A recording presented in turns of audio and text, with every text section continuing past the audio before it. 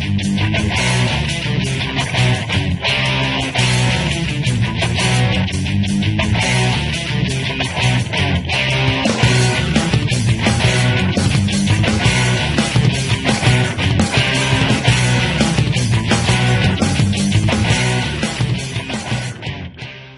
Trump is president. Welcome to the new episode. My name is KM and this is Ian. You already threw out the fact that Trump is our meme lord now. Yep. Thank you. Oh, hey, at least you don't have to live within the country of that. You over there have to live with Brexit. Not even. Dutch. I live in the sticks by default. God damn it, you're right. He's just shit automatically, so he's like, ha. Ha, now you know how it feels. Oh. Yeah, Trump's president. Moving on from that topic, hello everyone. Welcome to episode... We didn't know it. Yeah, reach out to the podcast. 9, I think? I don't know. 9, yeah. I kind of wanted this to be 10, but whatever. Whatever. I can't give a shit anymore. I don't either. Like we have the strongest of schedules considering where it's like, oh, hey, let's record. Oh, I feel like death today. Oh, okay. Maybe next time. When next time pops up, hey, you want to record? Sorry, I'm still deaf. Fun fact, this was supposed to have been recorded at least a week ago. Oops. Depending on when this gets uploaded. When is it gonna upload? Probably like 2 or 3 weeks. Hey, don't blame me, it's a lot to edit. Off topic of that. Getting into the meat. How have you been? I've been okay. Just okay? Come on. Just okay. Really. Oh. It's the same. It's just kind of been like, oh, it's back to the grind after New Year's. New Year's was a thing. Uh-oh. Back to the lab again. Uh-oh. Yay. Yeah, no, I've just been doing the regular internship college thing. Alright, same old song and dance then. Yep. How about you? Could be better, honestly. The start of the year wasn't exactly the strongest when I contracted the worst fucking cold I've had in years. Oh. For a whole week, I was feeling like utter crap. Now, the moment I called you a while back, it was around the tail end of it, and I was slowly recovering at that point.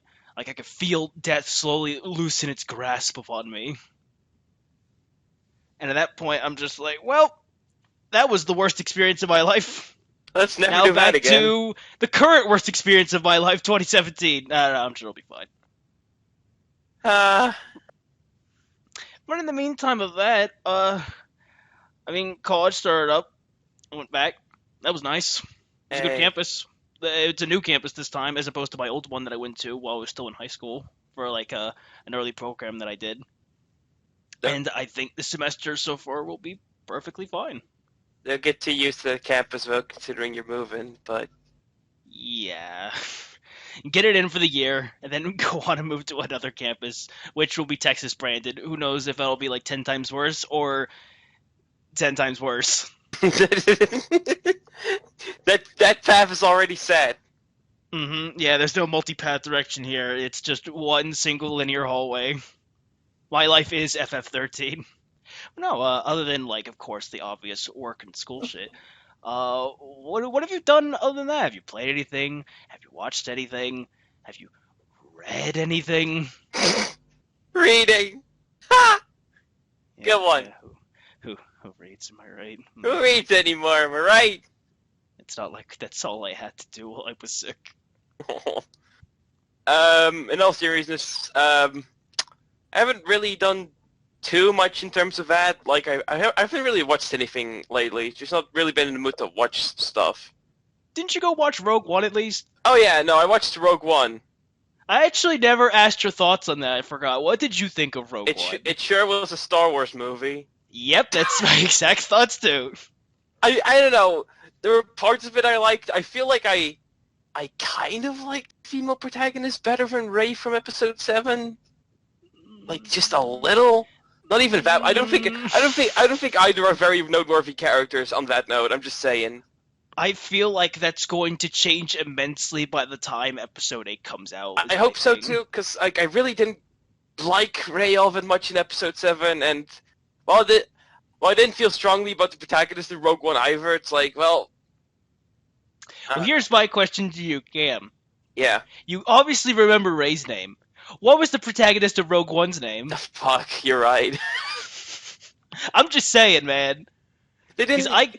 I have already forgotten, like, all the cast's name, I'm afraid. Like, I do like how that entire movie's point was basically patching up one fucking plot hole from episode 4, but It's hey, not why like a does the Death fallout I Star was have really thinking about. Hey, why does this Death Star have such an obvious fucking weak spot? Spite. Ah. Ah. I honestly though I was hoping like the film would be more based on that fact of like the character who obviously is part of the Empire is like no fuck this shit, but it really isn't. It's more based on the daughter, and even then it's like it shows up midway through the film the fact of oh I gotta continue what he wanted me to do I guess. I feel Here's what I think was my biggest like thing with Rogue One. I feel like the characters as a group, it was like interesting to have a Star Wars movie not based around like any Jedi, but like just a group of like regular old rebels. Yeah, That and wasn't people who are not necessarily Jedi but are aware of the Force. so like that was a neat idea. Just like oh, we're just kind of following like regular people, but I feel like we just didn't get to know him. Like Yeah, we we didn't got have the enough time. like there was this one like blind dude who was like super into the Force and stuff and could do all this. It could like do some I am one with amazing the Force. The shit. Force is with me. I am one with One the with the Force. The Force, Force is with me. and I'm like, man, kind of wish I knew what that guy was all about, but he died. Yeah, he was one of my. Oh, spoilers! God. Oh come on. Main important characters from episode 4 that don't show up in later episodes. Wonder what happens with them.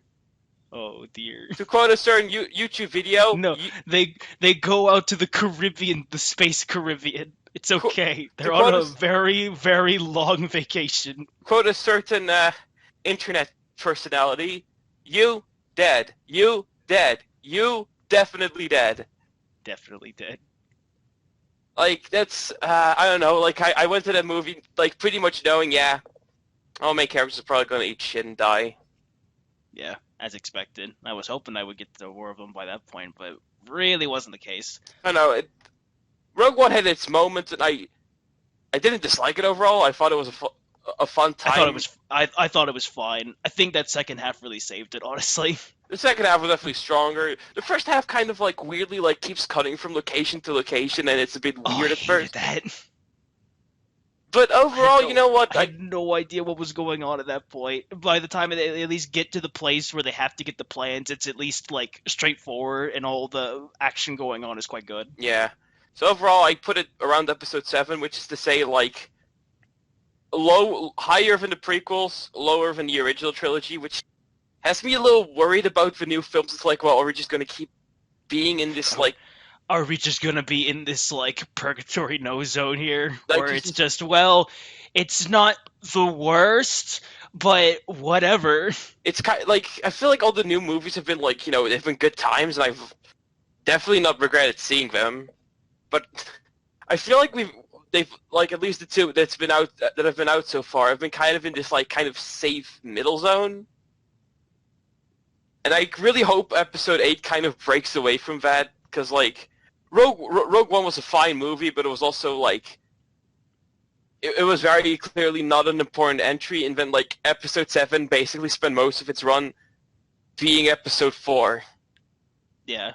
And well, I enjoyed it for that. Like, I'm not part of the crowd that almost immediately started hating episode 7 by the time Rogue One popped up. Like, excuse me. But I will admit that I still liked episode 4 more. Yeah. I'm weird. Episode 6 is probably, like, my second favorite, and I'm like, yeah, I like the entire original trilogy more. Episode 6 would probably be up there as the best if the first part of the film wasn't so weird. Everyone shits on the Ewoks, but I think they're cute, so... No, I don't even mind the Ewoks. No. I'm talking about, like, all the Tatooine shit. I feel like I feel like the Tatooine shit was fine, it just went on for too long. Yeah, that's my thing. Because by the time it gets to the second half, it's almost, like, completely forgotten. But yeah, Star Wars Rogue One review, it's okay. It is certainly a Star Wars story. I'm probably gonna go see episode 8 whenever that comes out, and, like, I kind of hope that one, like, impresses me a bit more than the other two have. Well, this is Disney's master plan after all. For every December, you're going to go see a Star Wars movie. Yep. Can't. Wasn't there a fucking like Han Solo my movie? children eat. Wasn't there gonna be like a fucking Han Solo movie or whatever the fuck? A young Han Solo movie is in production. Yeah, I think that's gonna be right after 8 comes out. That's gonna be the Rogue One between like episode 8 and 9 then. Probably, Like, yes. Alright. I mean, hey, hardcore Star Wars fans are probably gonna get a lot out of it. I'm not though. I've legit I've only seen the movies and played a bit of Super Star Wars on the SNES emulator, so that's how much of a fan I am. Super Star Wars is the shit. Dude, that game is so good. Fuck.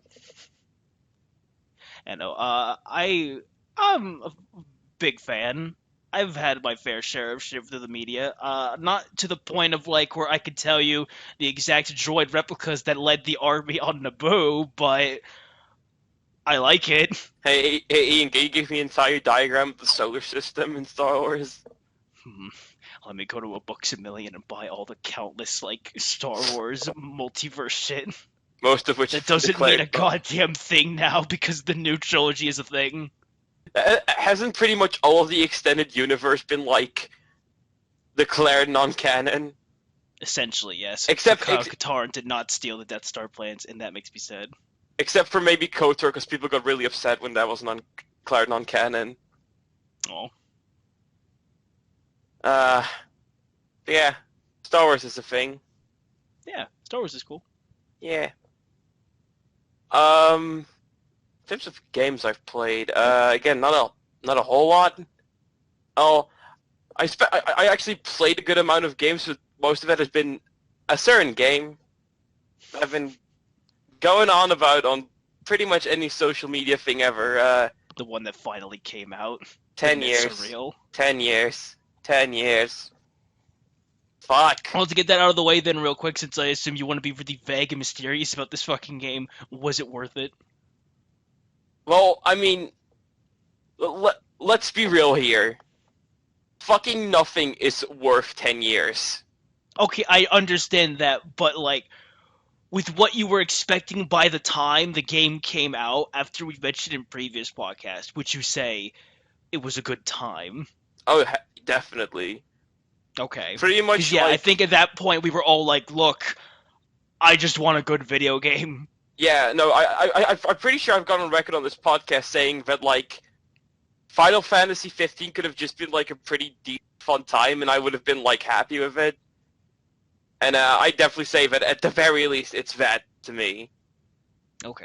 Well, there you go. That's really, all I needed to know. I really like the game overall, but, I don't know, either on this podcast or something else where I want to talk a bit more in depth about it in, like, a specific thing. Fair enough. I know a good amount of people are like really into FF15 for that exact fact. So, I mean, I wouldn't know. I'm part of the crowd that has not been following it at all. In fact, when it was announced at E3 to be FF15, I had no idea of the previous game. You never heard about Versus at that point? But I only really knew of the name. Well, I mean, now it's out, so. Now it's out. Now you can play it. Now you can play it. You go crash your car. Oh my god. Okay, here's one thing I'll say. If you beat the game, you can unlock the flying car. The flying car is shit. You can't land the fucking thing without crashing. I love every single PS share of that car because each time someone puts it on Twitter, at least, it actually just gets worse.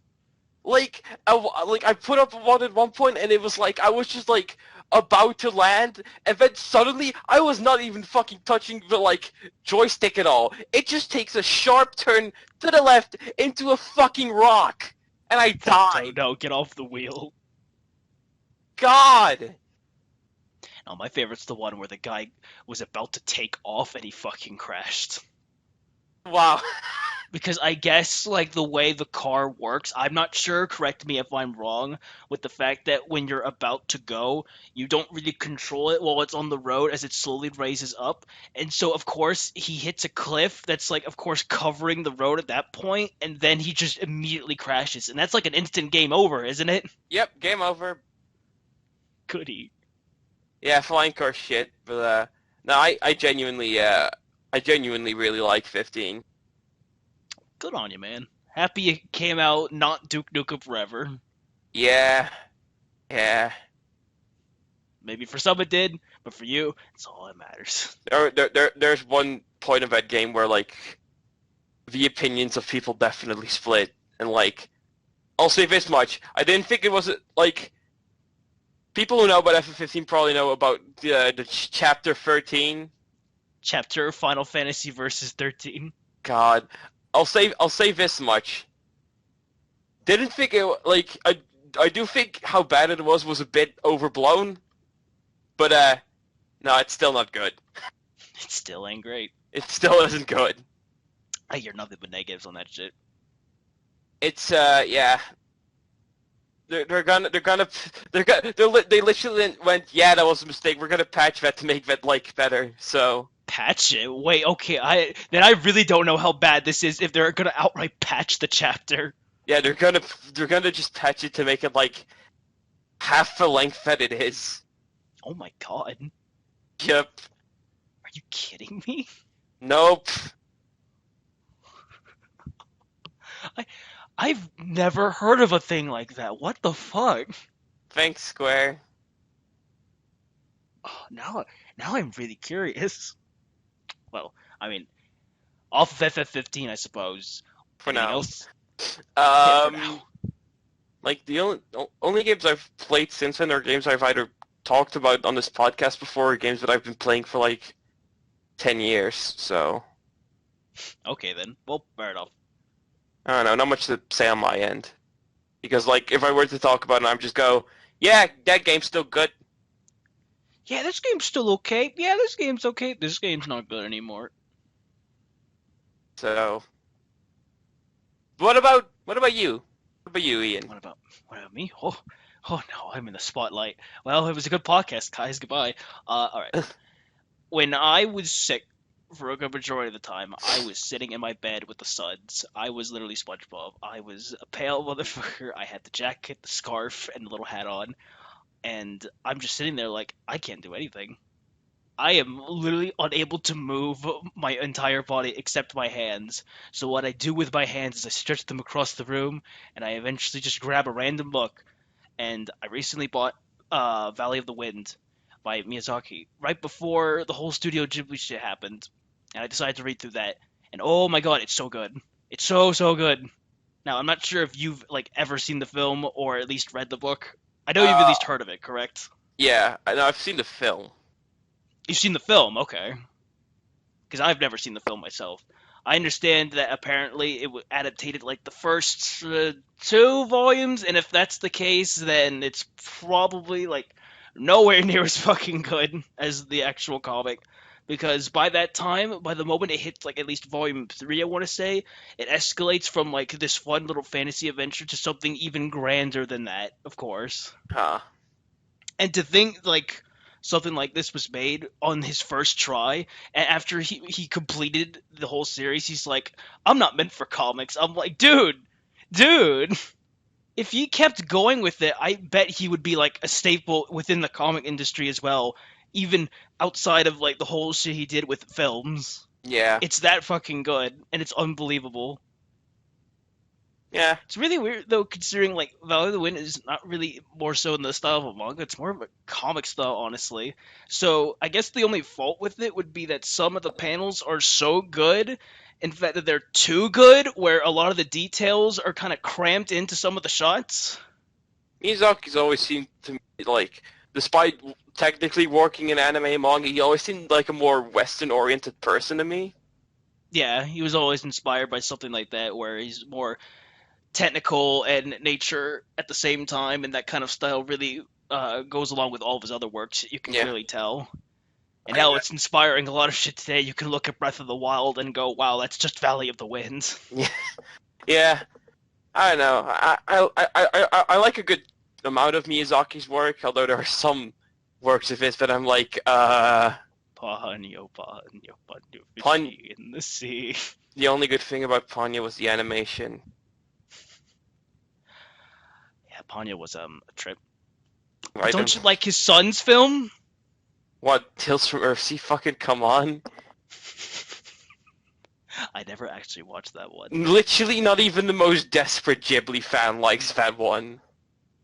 I think the only time I've ever heard someone say any form of positivity on Tales from Earthsea, at least I think that's what it's called, is Nostalgia Critic. Oh, Where he was like, this film is amazing until the ending. And I'm like, well, that's great. the highest accolade it can get. Good. Nostalgia Critic. Yeah. Next up, when the next Ghibli film comes out and no one likes it, Angry Joe is gonna be there proclaiming its positives. He's gonna be like, this truly is the Man of Steel of anime. Oh my god, no. Oh yeah, he does like Man of Steel, doesn't he? Yep. Oh, ugh. Let's move on from Angry Joe. I don't want this to Please. turn into a shit show.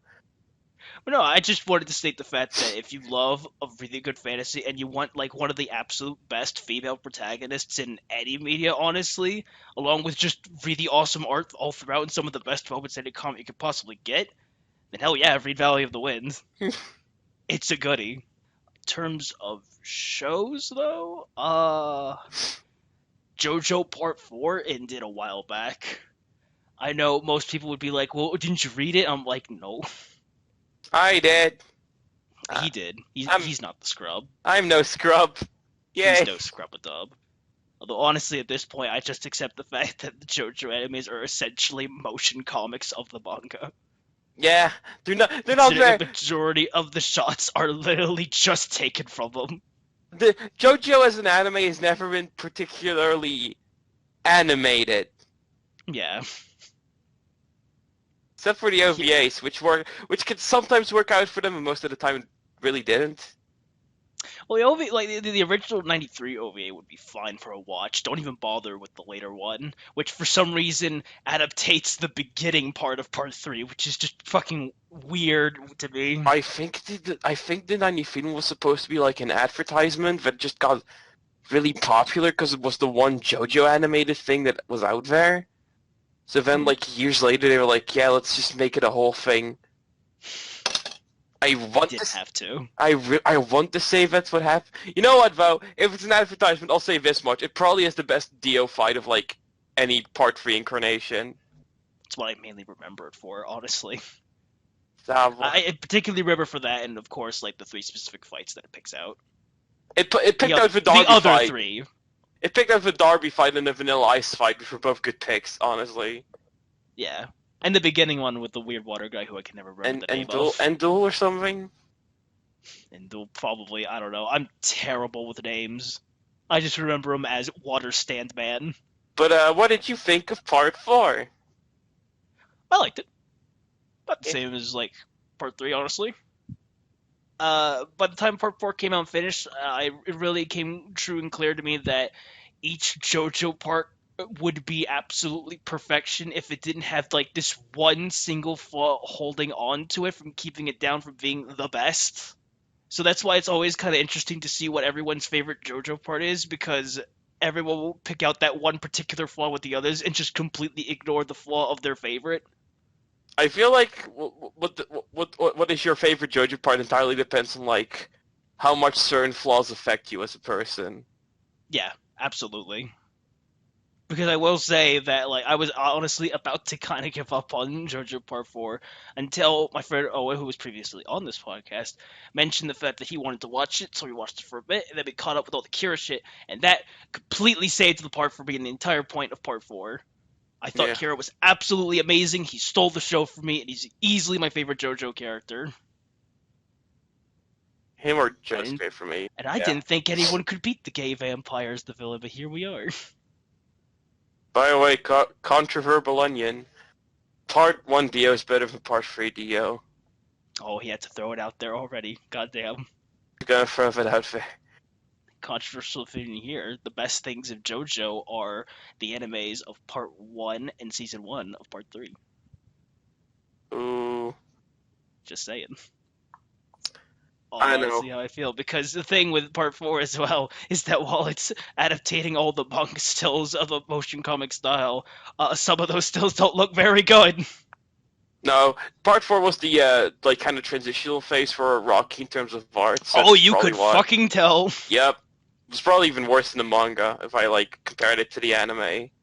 Oh yeah, because well, the thing that the anime tries to do is it tries to make this mix of all the art styles. I kind of want to say, Somewhat. and I'm surprised they had to do it that way. I'm actually really grateful they didn't make a super buff Jotaro-looking Josuke at the beginning of it, I kind because of that would really throw me off. You know what? Honestly, I kind of wanted them to just like adapt the art 1-to-1. Because That would have like been I really was funny. expecting it, because they did that for part 3 with at least Iggy, and I'm like, and then he completely changes by the next episode. It's like, okay. Nah, part 4 is my favorite. I feel like my thing with part 4 is like it doesn't start out super strong, but like it finishes super well, which I feel is kind of the inverse of part 3, where Yes. part 3 started super strong, but like that second, I've got on record to previous friends saying that I don't really like the second season of Stardust. And it's totally understandable. I like the Derby fights. I like the Vanilla Ice fight, and that's pretty much it Which for is that why you entire kind of season. start leading on that OVA, because it's just like those parts. Yeah. Yeah, I feel Stardust is just simply way too long by the time they get to Egypt. Yeah. No, because like that's my thing too. Like they spent the first half like going to Egypt, and then it's like, oh, the second half is literally just in Egypt. Yeah, and then they make a big deal about finally getting to Egypt by the end of this first season, or at least And- the first half, I guess, if you've read it. And fucking And then nothing for another happens. fucking half, they're just going all about fighting like pedophile stands and such. It's like, okay. Oh, a lot of the stands are so weak in the second half. Yeah. That's kind of like that's why I prefer part 4 to 3, because it's like I kind of value strong endings a bit more than big strong beginnings. That's totally fair. I will say, if we're talking on stands, my thing with part 4 that I actually thought was really cool up until Kira was the people with the average lives who use the stands for their like jobs per se, like Day-to-day lives, like the most yeah, the one Italian guy or the one barbershop lady. I thought those stands were super interesting. most infamously, yeah, Tonio. Yeah, because oh my god, that's great. That's fun. And it really like adds a bit more depth to the stand, as opposed to something like later on in part 4 where there's this arc where they have to fight like 3 people on the same day, and there's this one character who's a stand called Superfly, and it's fucking stupid. Superfly. I don't understand it. It makes the whole stand concept even worse, honestly. Yeah, I don't know. Part 4 is my favorite. I've kind of hold off on part 5 until the good translation is complete, because I don't want to read Duang. You don't want the Duang? Why No, not? I don't want to. And I've read a couple of volumes of part 6. You thought it was okay, right? I like Jolene. Okay. That's about it. I wouldn't know. I know. I've got no idea. The most I know of part 6 is playing like All-Star Battle, and all 3 of the story fights being the exact same. Gay priest, or Yeah, Poochie. of course. Yeah, but like, man, I know people told me it gets better, but my god, part 6, like, on the start is boring as shit. Like, granted, part 4 starts a little slow, but like, at least the location is literally just not a prison. Yeah, that's all it is for a good amount of it, isn't it? Yeah, it's just a prison, and I'm like, no. Oh boy, Walking Dead. Look, it's Orange, just the New Black anime edition. Oh, haha. I never watched Orange is the New Black. Neither did I. Oh, so the joke's even better. I only know it takes place in a prison. Oh, cut on you, man. Maybe Yeah. one day you and me can watch Orange is the New Black together. Maybe. Okay, let's get off Orange is the New Black. Anything else? Well, when I had to take care of my grandma because she had eye surgery that she had to handle, she couldn't bend for like anything, which is the weirdest thing to me. I didn't think that was a procedure that she had to go through. So in the end, what we all did was we went into the living room, and for Christmas I got the entire series of The Wire, and we all just watched like the first 3 seasons of that. How's that? Well, as the box likes to proclaim for every disc, label, and such on the box as the greatest TV show of all time, I'm gonna tell you, it's certainly up there. I was pleasantly surprised with how it turned out. Now, in case you don't know, The Wire is essentially a crime show hosted in Baltimore, and the neat thing about it is that it places the perspectives of both the cops and the criminals, essentially. And the interesting part about it is that it's a super long running series. It's like 5 seasons, and each having their own problems to deal with. Like, season 1 has drugs and such, season 2, the harbor, season 3, politics. And all the problems continue from there. Like, it's an ongoing story with all these characters, and it's a slow burner, you could say, because each episode's like an hour long. It's like a 60 episode series. I haven't even caught up with all of it with the time I had to watch those first 3 seasons, but because of its slow burning nature, it's probably the closest you'll ever get to like a novel on screen, but in a good way, where each scene is super impactful because all the performances and dialogue are so good, despite possibly, like a scene where some people were fucking and such. But no, trust me, it's smart, okay? It's really, really good. And I was just super impressed. I really want to continue watching it, and I hope it continues to be just as good, especially since season 4, I hear, is just as strong, if not the best one of any show ever. So I look forward to it, and I would give it my highest recommendation so far. Oh, that's a recommendation to keep in mind then. There you go. It's very, very good. Up there with shit like Breaking Bad. You should watch Breaking Bad, by the way. Look, I have a bunch of Western shows. I've always said, yeah, I'm gonna watch that. Yeah, I'll watch that. Samurai Jack. Yeah, I'll watch that. Play any video games? Playing any video? I did play quite a bit of video. Last night I was playing Kero Blaster, which was the same, the new game made by Studio Pixel, which is the person who made one of my favorite games, Cave Story. Yeah, I heard it was like a little smaller project by him. It was very small. I think it started out on iPhones, actually. That makes sense. And then it eventually moved on to Steam, and it's quite cute. Of course, it doesn't have much it doesn't have as much depth as Cave Story did with its Metroidvania style. This one's more of a simple level-to-level kind of deal with guns and power-ups and such, but it's very cute. I tried playing hard mode by the end of last night, and I wanted to die, but Hey. what can you do? At least it's not as bad as Cave Story hard mode, where you're basically given one hit and that's it. Have fun getting the true end with that. Did you actually try that? Hard mode also has a true end, by the way. Oh. So Pixel clearly likes people to suffer. So good on him. Yeah, good on you. What else? Have you ever heard of a game called Pony Island? I've heard the name. I've never. You've probably heard the name. Yeah. You've probably never seen anything of it. No, I haven't. Well, I will tell you this. Like, I knew something would be up about the game. I knew it wouldn't be just ponies. Well, I'll tell you, the direction that it went in was a shock to even me. Because a bit of a spoiler here, I didn't think it was a game about purgatory. I'm looking at like the title screen for Pony Island. Nah, that's not something I expected. It's a game about purgatory. A video game arcade is purgatory for people. That's what it is. Well, that's... It's like, it's nothing amazing, but it's interesting for a one-shot kind of deal. I would at least recommend possibly looking it up, a playthrough, because what they do, like, my favorite part is what they do to, like, trick you by incorporating shit with Steam. I'm not going to spoil how they do that, but it's really interesting. It's a kind of deal where, like, you recall maybe Undertale, what it does around, like, the final boss. Oh. It's quite similar with that. Okay.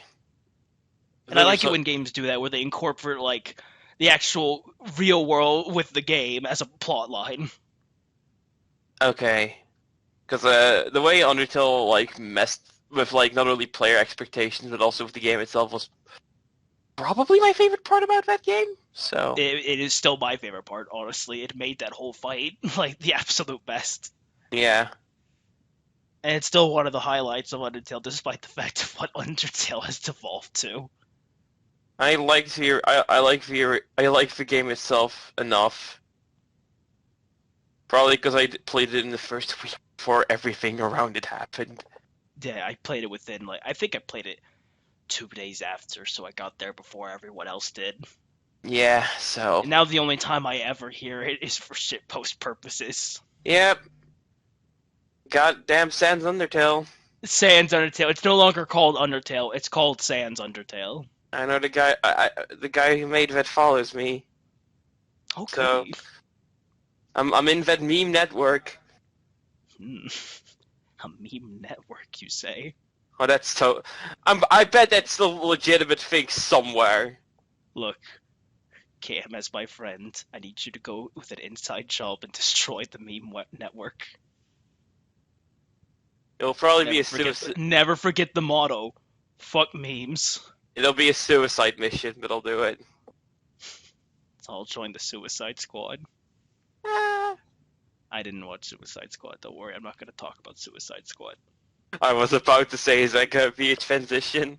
No, I fucking no. I refuse. Unless I'm actually just forced to watch it. Look out for a next episode with Jared Leto. I've So, already sent the email. so any other video you played, or Hyper Light Drifter I played. I've heard good things about that game. It is quite good. I mainly appreciate it for its minimalism in story. It's a trend that I've been coming to really like ever since really delving into shit like Dark Souls. And I really hate trying to compare it to Dark Souls because now comparing Dark Souls to anything is a fucking meme. It's been a meme for like 3 years or something. Yeah, I really hate that, but honestly, it's like a trend that I've just been really appreciating as of late. It's a super well done story, despite the fact that no words are spoken all throughout. It uses imagery and the world surrounding you and like pictures used for the text boxes when you talk to characters to really convey what's going on and such. And for that, it's super well done. The music really builds up that kind of feeling.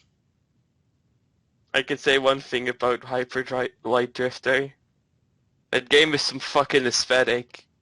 Yeah, no, it is aesthetic the game, and honestly, my thing with it is that I would love it even more if the gameplay was just tweaked a bit more. Isn't If that it had a bit more to it, then it would be a masterpiece, honestly. isn't that game very like classic Zelda inspired, or? Yes. While also adding numerous bullshit secrets. Oh, is it Zelda 1 inspired by any chance? Not quite. Not to Okay. that length. More so just, look, there's a clear indication that there's something hidden over by this forest by, like, the looks of that little pixel. So go over there and look. Oh, look, you found a little item so that way you can buy upgrades. Good on you. Nothing Oh. like walk left, walk right, right again, left, now you can go up. Oh. Because that's garbage. In terms of like the gameplay though, combat I think would be 10 times better if the controls were just a bit tighter because of the fact that some of the upgrades just don't seem to work when they really need to. Like there's one particular instance where the whole gimmick of the game's combat is particularly when you have to dash around the screen constantly to avoid projectiles and enemy attacks and to be like super cool and stylish and such. Uh. Could be better. Because sometimes there's like an upgrade that lets you to deflect projectiles when you're dashing. Doesn't work all the time. Oh. That 90% of the time doesn't work. At least when I did it. Maybe it's like an ultra specific thing, like you need to dodge it like just the right time or something. Dude, there is okay. I wanted to get into that. So there is like this whole chain dash thing that you can do, where Yeah. you can just constantly dash all the time. But the timing of that, I do not understand. It is like the most specific delay to it where I could sometimes do it for like 20 dashes in a row, and other times I'll just stop within a dash and I'll die, and it just causes this awful frustration. Don't know how I feel about that, because usually, like, I'm all for systems like that, like, get timing down, like, improve skill, get better results and stuff, like, get rewards for that, but, like, I don't know. I feel like there's, like, a limit to how far you can, like, do that, I think it would be fine if like the timing wasn't so bad. Maybe I'm just bad. Maybe I just suck. Maybe. But like I don't know. I've definitely like seen instances where like it's like you need to have done this like fucking 100 times before you can even remotely get it down, and that's like that becomes like less like challenge and skill and more just trial and error. Yeah, that is how someone like gathering the specific item in MacGuffins becomes, honestly. Because let me tell you, there's a lot of them. Which is like, There's a lot of MacGuffins. which like, I don't know. I feel like that's always like a very thin line you can tread between like challenge and skill and like just trial and error. So It can really take you out of the experience at points. yeah, So if that was ironed out again, like I mentioned, this game would be amazing. But as of now, I enjoyed it. It was good. okay. Anything else? Anything that isn't like where I just react to like, yeah, I've heard of that. Yeah, man, yeah. Yeah, I play video games. Yeah, I'm a gamer. Yeah, gamer girl. Oh, don't. Don't you put me in that group. Not that I could think of, honestly. I think that's about it. Okay, so let's talk about the news then, I guess. Let's get right into it. No, I'm not doing that. Yeah, restrain yourself. So, Ian, Yes. you want to be stripped of the one reason to ever own an Xbox One? Sure. Not Well- like I was ever going to buy an Xbox One. Well, Microsoft's got you covered. In the sense of... Scalebound has been cancelled. Oh, goddamn. Okay, look, I just wanted to see this. I never really thought Scalebound looked any good, but goddamn. I'll go on record to say this. I saw the E3 like presentation of it last year, and I'm like, man, this looks kind of shitty, actually. This looks really chuggalicious. Like the dude was like going on his dragon and like just hitting this like big monster, but it all looked like weirdly unsatisfying. Hit the giant red glowing galaxy weak point. So like, and like there, people have gone on to say that there were like numerous like issues and like mandates from Microsoft and like changes to Scalebound during its development. And, like I can't really go into all of that, but like the general sense is that Microsoft screwed up here. As always. Understatement of the year, Microsoft made a fuck up. And like it's very clear that like that the bridge between fucking Microsoft and Platinum Games has just been burned. Yeah. Honestly, it's about as expected. Yeah.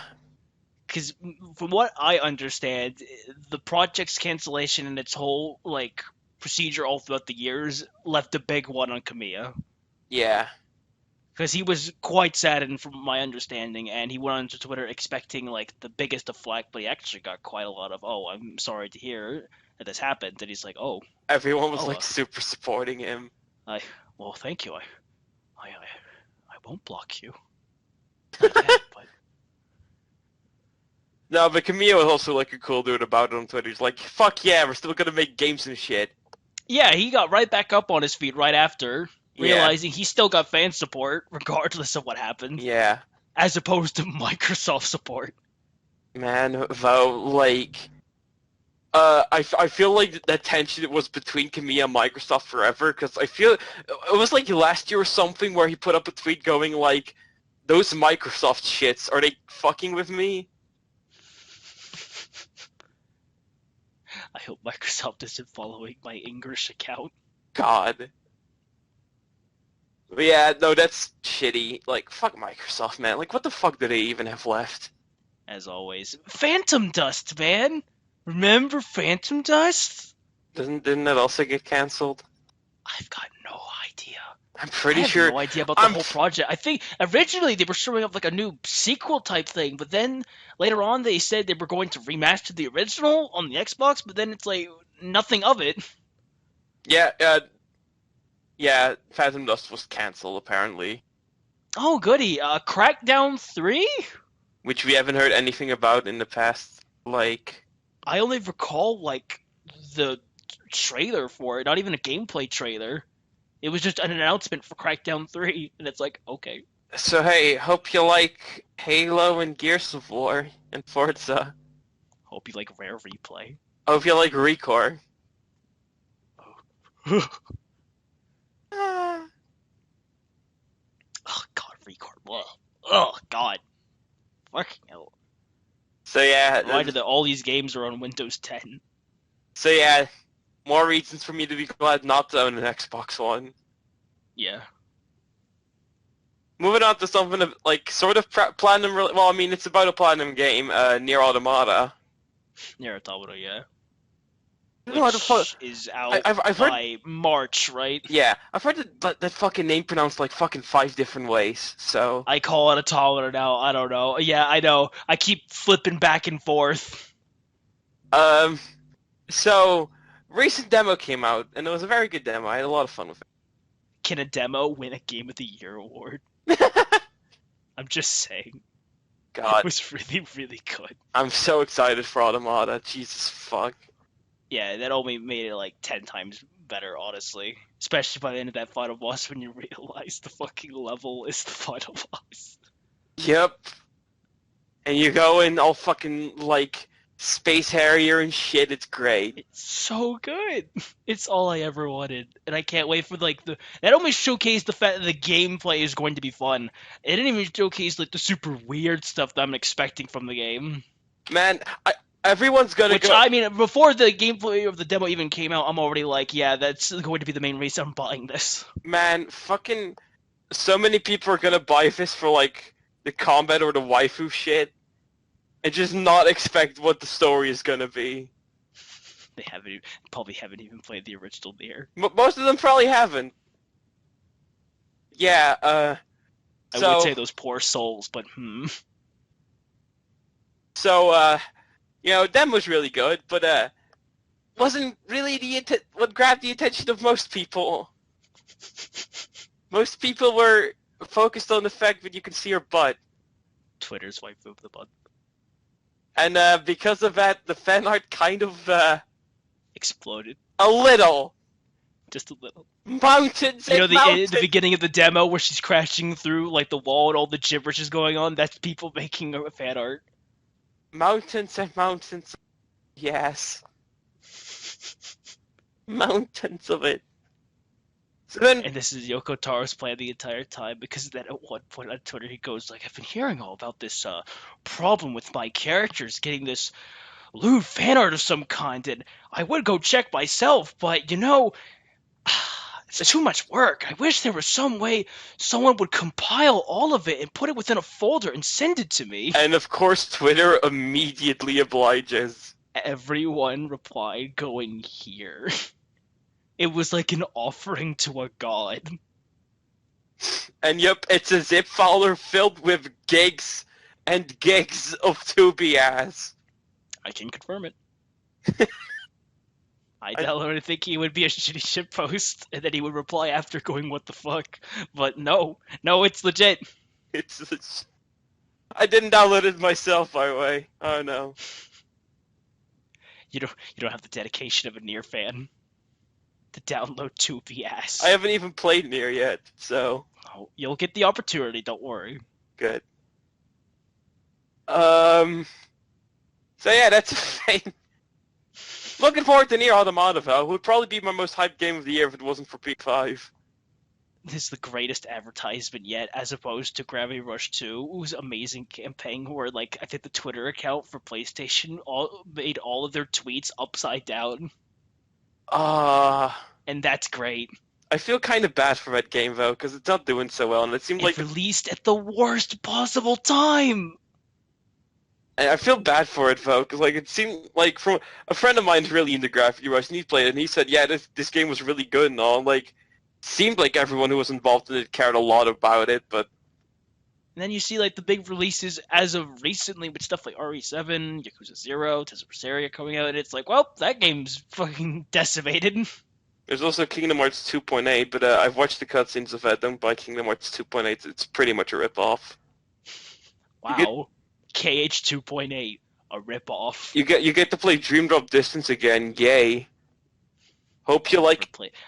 I never played Dream Drop Distance. Hope you like playing Pet Sim to get abilities and a fucking abysmal story. Can't wait to go play DDD. DDD. But yeah, for Gravity Rush. Unless depressing. Did you say fuck Gravity Rush? No, Or... poor Gravity Rush. Okay, I was about to say, like, what was the entire point of that? I don't have any feelings of...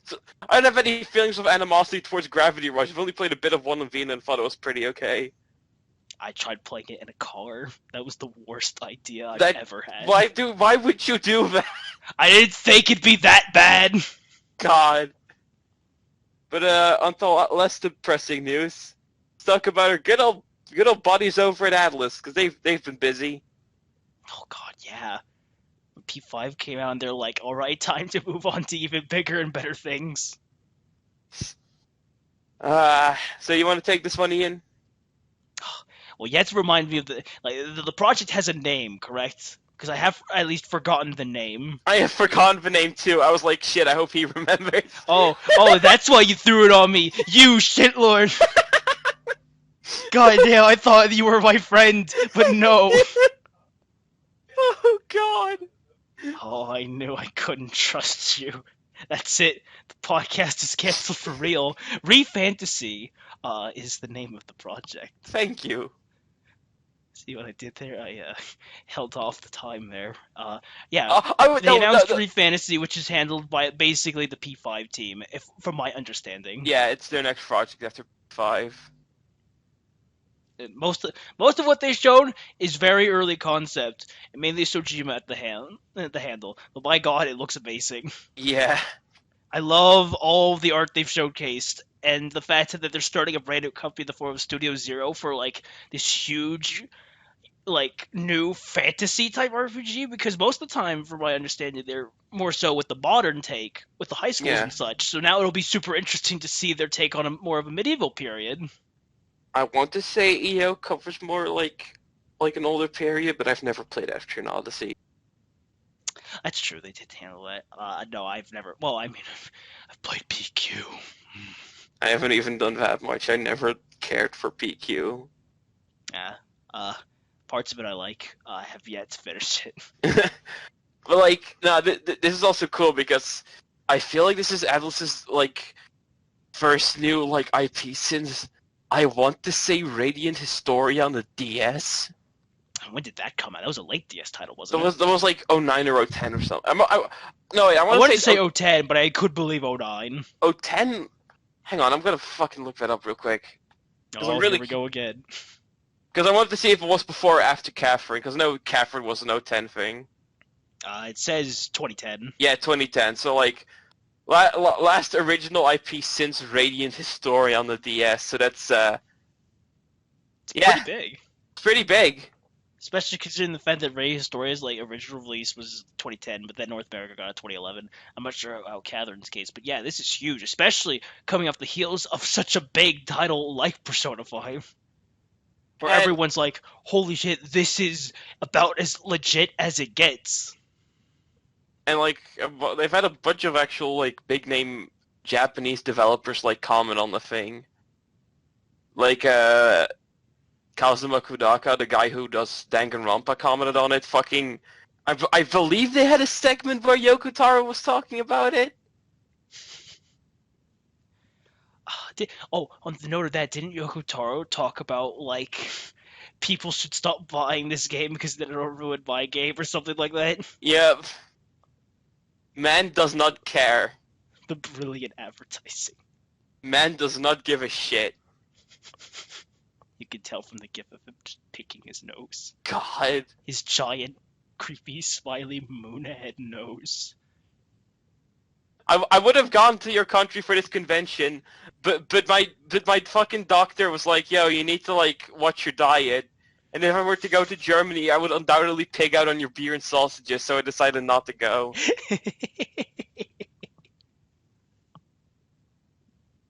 Oh, he represents everyone. Yep, he's the everyman. He's the everyman, Dev. That's why we love him. If the everyman was a fucking sane person. If the everyman was somehow still given second chances in the most ludicrous of degrees. I don't.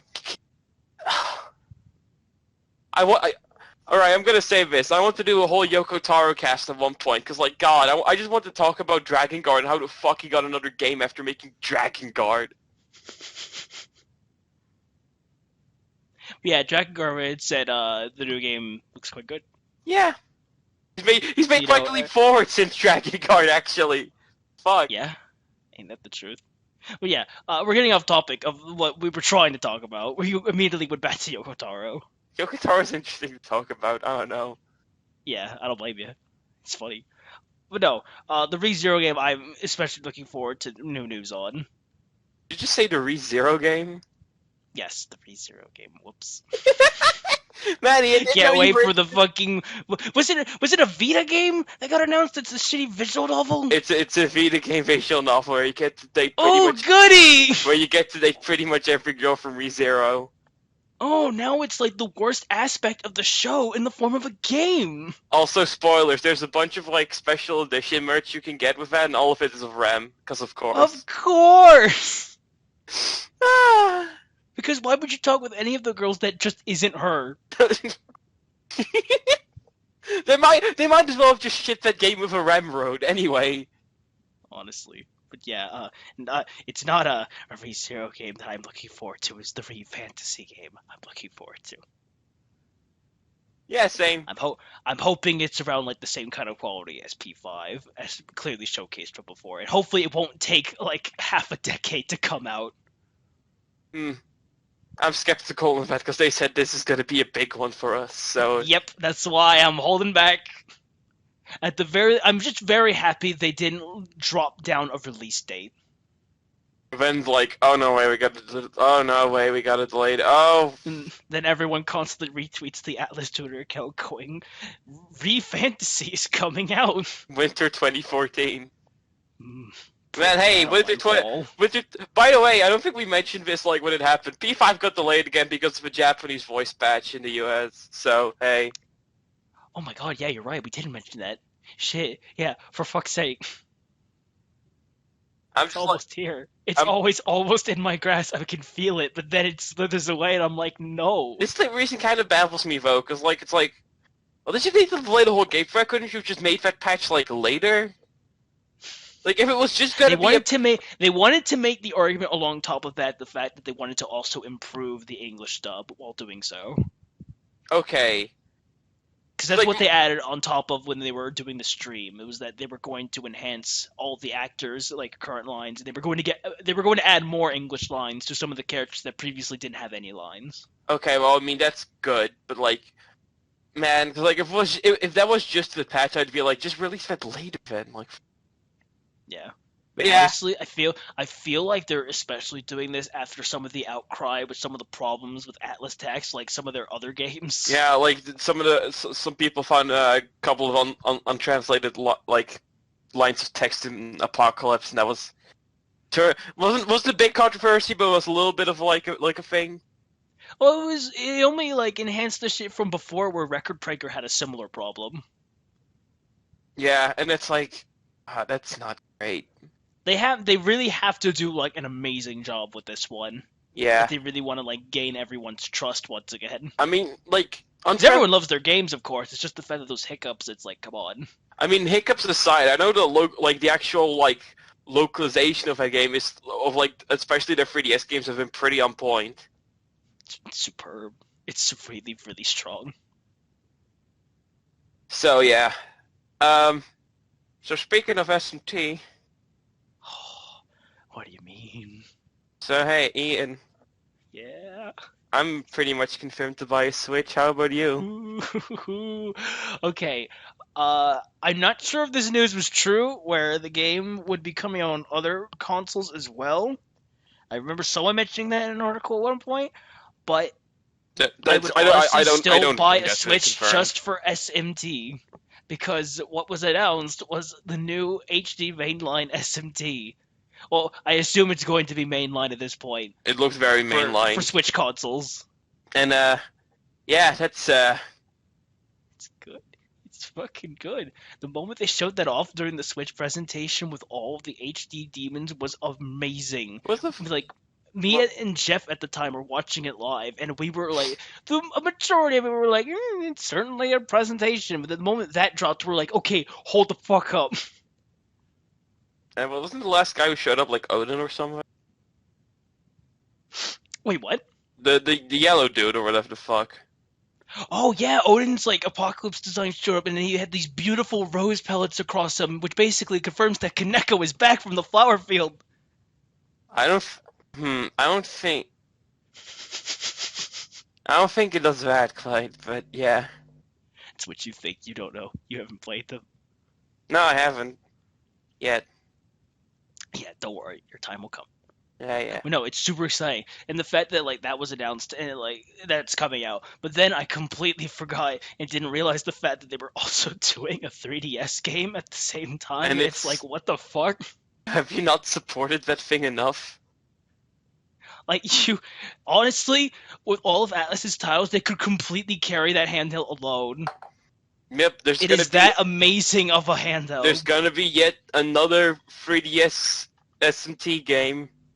Which I can't believe, because all the SMTs on the 3DS are really, really, really good. Except for people. Well, that's not an SMT game now, is it?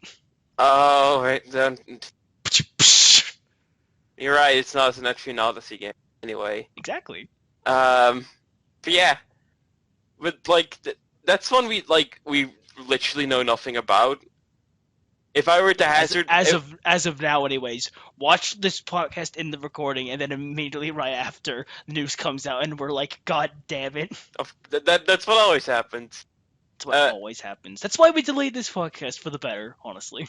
If I were to hazard a guess, I'd say either like a Strange Journey upgrade the way like Devil Survivor 1 and 2 got. Or Devil Survivor 3. Devil Survivor 3, maybe a whole new spin-off entirely. Who knows? Or By the way, I would be happily accepting of it. Some people have also put forward the idea of like maybe an SMT 1 and 2 remake, and like as like a bundle would be incredible. Yeah. My thing is though, kind of sounds a bit too incredible to be real. Yeah, a man can dream.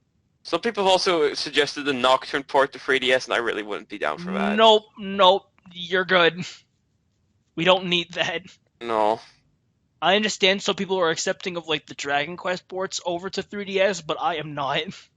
I know. I feel like the whole point of Nocturne was to showcase like all these demons and such on like stable hardware that could handle it. I feel like Nocturne's whole thing was like bringing forward this like sense of atmosphere, and I feel like putting kind of lose that on a 3DS. Yeah. Especially since it's been clearly shown that the 3DS can't necessarily handle PS2 games. Yeah, as you could see with the fucking visual downgrade 8 took. Dragon Quest Despite 8. the fact that they like will try their best to add content with games such as Snake Eater or Dragon Quest. Yeah, but that kind of just makes me wish we had those things on like other consoles, but whatever. Exactly. Like an HD port that would be playable. Yeah. But yeah, Atlus has been doing some good work lately. Good on them. Now all we need is Tokyo Mirage Sessions 2. I know, someone was going to mention that. I'm surprised you didn't mention Mirage Sessions on 3DS. I was actually very proud of you, because I was going to go, I'll gladly accept any game they do, as long as it's not that. I don't think there would be much point in doing that, but whatever. Thank God. Yeah, speaking of that Switch. Oh yeah, dude. The presentation happened. They showcased the Switch. And it has a price. It has 2 games. And I didn't watch it. I mean, to be fair, what time did it come on for you? 5 a.m. 5 a.m. Yeah, no thank you. On a college day, no less. Oh, God. I think the only time I was ever accepting of something like that was like 8 a.m. or 7 a.m. my time on a college day. And that was like when the P5 gameplay was being shown during the whole Tokyo Tower event. But no, I watched the event late at night with my friend Jeff, who was previously on here. And we weren't really expecting much, of course. But we shockingly did get a bit more than we anticipated. So to get some of the stuff I don't care about out of the way, 1-2 Switch is a thing. Oh, you're gonna talk about games already? Okay, we can talk about games. Let's talk about games and 1-2. hardware later. All right, 1-2 Switch would be fine if it was bundled with the Switch. It's its own separate game. Yep. And it's like nearly full priced. That's disgusting. The fact that like 1-2 Switch also only has like 7 games from my understanding, and most of them are just tech demos. Particularly one where you have like the controller in your hand and you rumble it around to feel for balls inside the controller, because it's one thing they boasted was the controllers now have HD rumble. And the way they tried to explain that was the most confusing shit with me and Jeff watched, because we were just looking at each other like, what's going on, when the man was talking about there are ice cubes in my controller. And I'm like, did Clang, they put clang. ice cubes in these Clang, controllers? Clang, clang. But apparently, from my understanding is, apparently the HD rumble is like amazing, where it actually works really well. 3 ice cube. 3 ice cube. 4 ice cube. Yeah, no, I've heard the motion, like, shit on the Joy-Cons has been pretty stellar. Yeah, which is surprising. I didn't think it would be that big of a deal. I don't really think about how a rumble could be HD. There's only one problem with that for me, though. That being? I don't really care. I don't really care either. Like... Again, like I mentioned, it'd be fine if the game was bundled as a tech demo with the Switch, kind of like, you know, how Wii Sports was for the Wii. Yeah. Or how specific bundles with Wii U for Nintendo Land. But it's separate, and like, I don't really see many people buying it, especially at the price that it is. Yeah. Hey, what do I know? But like, my thing with the HD Rumble thing is like, yeah, cool that it's there. Cool that it's like good. Again, though, really don't care. Well, what do you care about then? Care about Mario Odyssey. Oh, dude. That game looked so fucking good! That was like one of the moments where I'm like, okay, yeah, that's pretty cool. That's essentially what I've been wanting from a Mario game for quite a while now. Especially since, like, I'm always like, why don't they just do a super really cool HD Mario 64 now? Like, they were trying to do something with Mario Galaxy, and that was fine, that was good. And then they just kind of lost that pace with the Wii U, where it was more so just standard 3D, 2D affair, straightforward levels and such. And I mean, I've said it before, but I fucking adore Mario 3D World. I think it's really good, but I was also kind of like, yeah, I don't think I want this, like, Mario to continue going in this direction. Like, I thought it was really good for one game, but, like, I wanted it to kind of evolve afterwards. And now look at where we are. Thankfully it did. Mario Odyssey looks like it could very possibly beat out Galaxy as my favorite Mario game. Like, that trailer just looks amazing. Yeah, it's like got all the styles of a 3D platformer that I like the most, because I know a lot of people would say otherwise, but I think Jak 1 in particular is some of the best you're ever gonna get. Jak 1 is like and having that kind of control and style within a Mario game is perfection. If it wasn't for Mario Galaxy, Jak 1 would probably be my favorite 3D platformer, man. So having that along with the Mario staple, then yeah, this probably is going to be high up there. Like just the fact with I think the thing that hit me the most, honestly, was just the interaction with all the levels, because there's moments where Mario will just jump on cars, then up to like street signs, then do like these crazy pole vaults, and then it will just start jumping across buildings and such. It's like, it's crazy.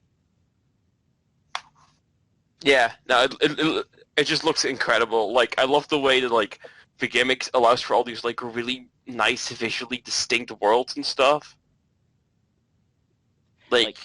Like a real-life city as opposed to, like, a dead jungle or this crazy, colorful cartoon place.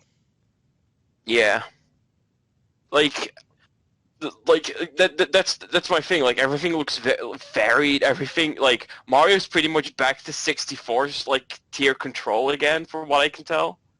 Mm. like especially like in the world they showed off most was like the real world, and it's like Mario's like jumping on cars, flipping on fucking treat poles. He could just like wall jump between buildings and go up them. Like it seems so open and cool. Yeah, it's like an even vaster playground than that of 64's Establishment. And I Because like with Establishment, it's just like a small little square with things to do, of course. But here, this seems huge, and there's even more stuff to do. what So imagine like all the crazy missions you're gonna have with this. what I like about it too is the thing that of like what I mentioned before of like the street lamp and like the buildings and stuff. What I like is that like the, there aren't just like inorganically placed stuff to platform on. Like the environment itself is used for platforming, The environment is your platform. which is a sign of fucking great level design. Yeah, from like the showcase of that city level alone, from the small snippet of the trailer we got. So like if the entire game is on that trend, like I'm fucking down. Just like And I'm hoping with like the hat gimmick they've got going, where it seems you can toss it and act as like an extra platform. It won't hold down the game as a previous Mario games gimmick did for me, where it'll only really enhance some of the platforming by I only a small margin. I feel like that the fact that you can like not only attack with the hat but also use it as a platform means they can do more shit with the level design and put more interesting platform stuff in there. Yeah, there'll be a lot more creative challenges as opposed to hover up here, I guess. So like Clean this up, I guess. like that trailer, like already when I heard SMT was there, I was like, yeah, I'm probably gonna get a Switch at some point. But like the Mario Odyssey trailer in particular was like, man, when this game comes out, I'm probably getting a Switch.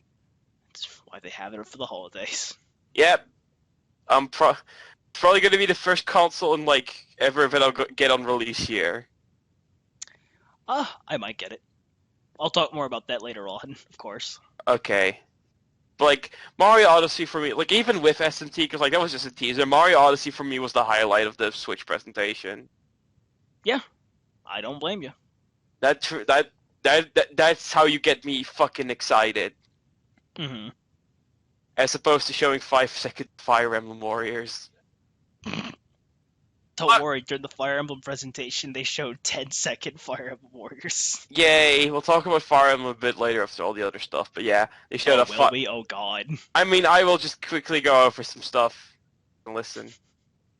It's fine. Go ahead. But, yeah, so that happened. Before that, they also showed off a trailer for, Xenoblade Chronicles 2, which I guess just means X can get fucked. Woo! Um, Until they release Double X. X and Core Plus. R. yeah. Anyway, yeah, they finally made the models in the Xeno game not look bad, but the trade-off is that they look like Tails models now.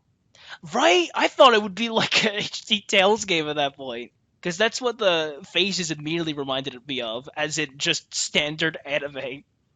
But I mean, hey, if standard anime means the models in a Xeno game will finally not look like trash, sure, I'll take it. Yeah. I know a good amount of people are hyped for it. At the moment, I'm kind of like, yeah, it's certainly a game. I'll give it credit. Like when it got announced, I'm like, yeah, I'll probably I'll probably give Xenoblade a good try this year. Yeah. Because I'm like, yeah, like I don't know, X simultaneously looked like the coolest thing ever, but also the most boring thing ever to me. Like there were so many things in X that looked like the coolest thing ever. You have to get to the worst thing ever in order to get to, and by that point, you're already like, yeah, whatever. because like my thing is with that game, like all the sci-fi shit, all the robot, like the whole sci-fi aesthetic, the robot shit looks really neat, and that looks like something I'd be legit into. But then, like all the other stuff I hear about, it's like, man, I could just play like Monster Hunter or an MMO thing instead. Chronicles X is essentially two games where it's like play the shitty game first, and then we'll let you have fun. And like, man, I heard the story wasn't really good either, I so heard the story was terrible. I heard it was horrible. yeah. As opposed to, which like kind of raised the red flag for me, because like, man, wasn't that what people really liked about Xenoblade 1? The entire appeal of Chronicles. As opposed to, the vast world on a Nintendo Wii. Yeah, or a new 3DS. Yeah, yeah, it looks great. I can count all of the pixels. So, but yeah, I don't know. I looked at the trailer and I thought, yeah, you know what? Sure, Yeah, it's a good thing to have. it's certainly Regardless, a game. regardless of opinions, I feel like that's a good thing to have for the Wii for the Wii U. Yeah, this is the Oh Wii no, U. it's huge for everyone. I know plenty of people who love Chronicles at least. So the moment that hit, everyone was like freaking out on Twitter, going, "Oh my fucking god!" Of course. So like, I don't know, the fact that this is like, and this is gonna be like at least release year in Japan. So like, I don't know, it's a good thing to have at least. Yeah, I'll, I assume it'll be out by next year, perhaps. I'll play for Xenoblade 1 and decide if like how hyped I am for 2 If you get around to it. if I get around to it. It's the key factor. You've mentioned you were going to play it for a while, but you keep holding it off. Yeah, I don't know. I feel like this was the straw. This was the straw that finally like is like, yeah, I should probably actually do it this year. Well, let me know what you think. I might try and give it a replay at that point then. Maybe I'll like it more. I don't know. Maybe. Maybe. Um, there's arms. Moving on. Hang on. Don't really care. Yeah, no. Okay, to be legit here, the moment that showed up, me and Jeff were like really silent, just going like, "Huh? And What is this?" apparently that game seems pretty legit. I have the feeling that's a game people. It's an enhanced version of Wii Sports Boxing.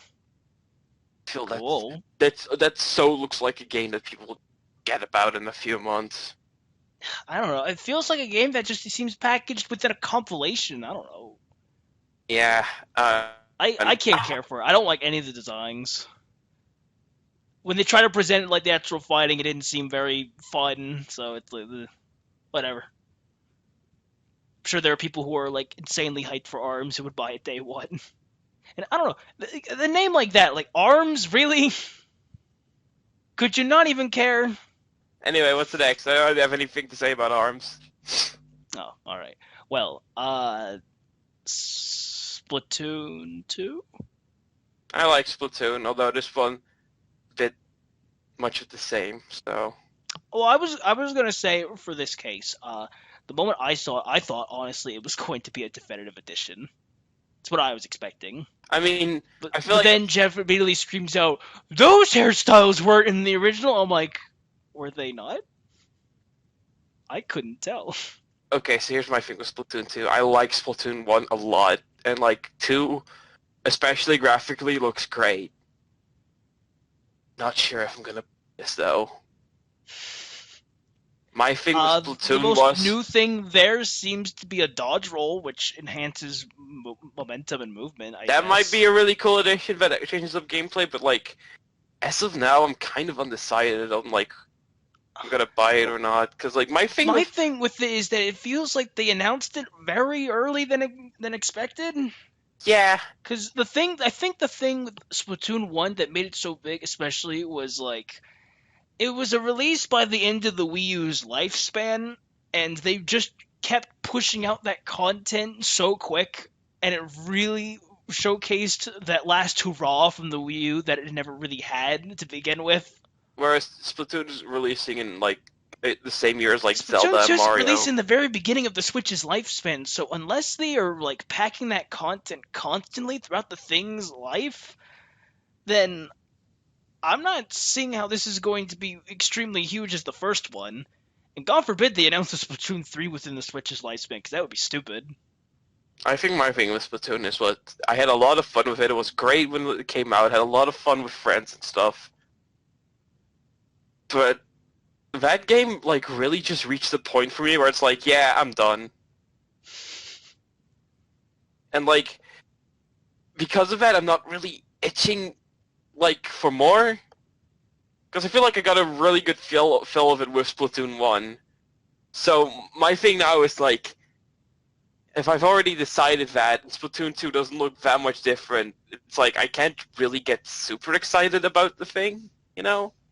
I never played the original myself. My brother owned it, and he played it, and he liked it. So I assume he's going to get 2 at that point. So perhaps that will be my excuse for playing it with others. Because I know people who are going to buy a Switch just for Splatoon. I know one person. I don't know. Maybe if enough people around me have it, I'll give it a shot. But Yeah, that's essentially my reasoning for not really playing the first one. Then just due to lack of interest. I don't know. I actually didn't have much interest in Splatoon 1 when, like, the demo, like, the stress test, like, multiplayer demos came out for it. Yeah, and everyone mentioned it was really fun. It seems fun. I'm just saying, it never really clicked with me. Splatoon is really, really fun. But yeah, I don't know. It's like, it's a weird thing for me. I got a lot out of Splatoon 1, and just don't think I'll get that much out of Splatoon 2. But yeah, maybe. Splatoon 2 is up in the air. Could be a good or bad thing, really. It's in the middle. I feel like my thing too, like right now, is I'm not sure how much of that audience is gonna stick around in a post-Overwatch world. Oh my god. Because I feel like Overwatch and Splatoon both fill the like niche of like shooters for people who aren't necessarily shooter people. And to put it lightly, Overwatch is a little bigger than Splatoon, so A little bit. A little bit. So like I'm not sure how much of like that audience Splatoon 2 will attract, so I don't know. Again, like I mentioned, up in the air. Could be good or bad. I feel like everything with Splatoon 2 is just up in the air right now, so super we'll see thing. Also, they didn't use the pun for their name, so it's not like a new 3DS problem. I would like Splatoon, please. Oh, you want Splatoon on Wii U? No, I want Splatoon. Ah, you want Splatoon. I know, yes. I know people who are like disappointed that they didn't. I'm like, fuck you, I'm glad they didn't. I'm glad they didn't, because, yeah, like I mentioned, that's just a problem. What else? What other games? In terms of the launch lineup that I'm trying to think of, other than the very big one that's going to be the make it or break it deal for the Switch at launch. Yeah. Not much else I think was shown off in the present early, so. Skyrim's coming to Switch. Yay! That was showed off during the presentation. Because Bethesda's... And it's like, thank you, Japanese Todd Howard. Because Bethesda's made a good RPG before, right? They made Elder Scrolls in the later Fallouts. There's your list. Yay. Most of Bethesda's positive games are known for what they've published and not actually developed. I'm just saying. They showed off Zelda at the end. Breath of the Wild is, of course, the new big Zelda that they're going to put on launch, kind of like they did with Twilight Princess with the Wii and GameCube. It's a very similar situation, actually. Yeah. Except this time the version of the new console will probably be the better version as opposed to Twilight Princess. The version that's like 20 times better. Yeah. I mean, like, have you seen graphic comparisons of both of them? Yeah. It's a bit disgusting. Breath of the Wild trailer looked real good. Thought the trailer itself was weirdly overhyped, kind of. In the sense of, like, go ahead, explain it. Because, like, I've seen, like, multiple people, like I woke up, like, pretty much right after the presentation ended. And, like, I saw so many people go, yo, that fucking Breath of the Wild trailer. It was, like, one of the best trailers I've ever seen. It made me pre-order the Switch. Really? They stated that? I've heard, like, I've seen at least 2 people state that. God damn. I mean, I liked it, but I didn't think that.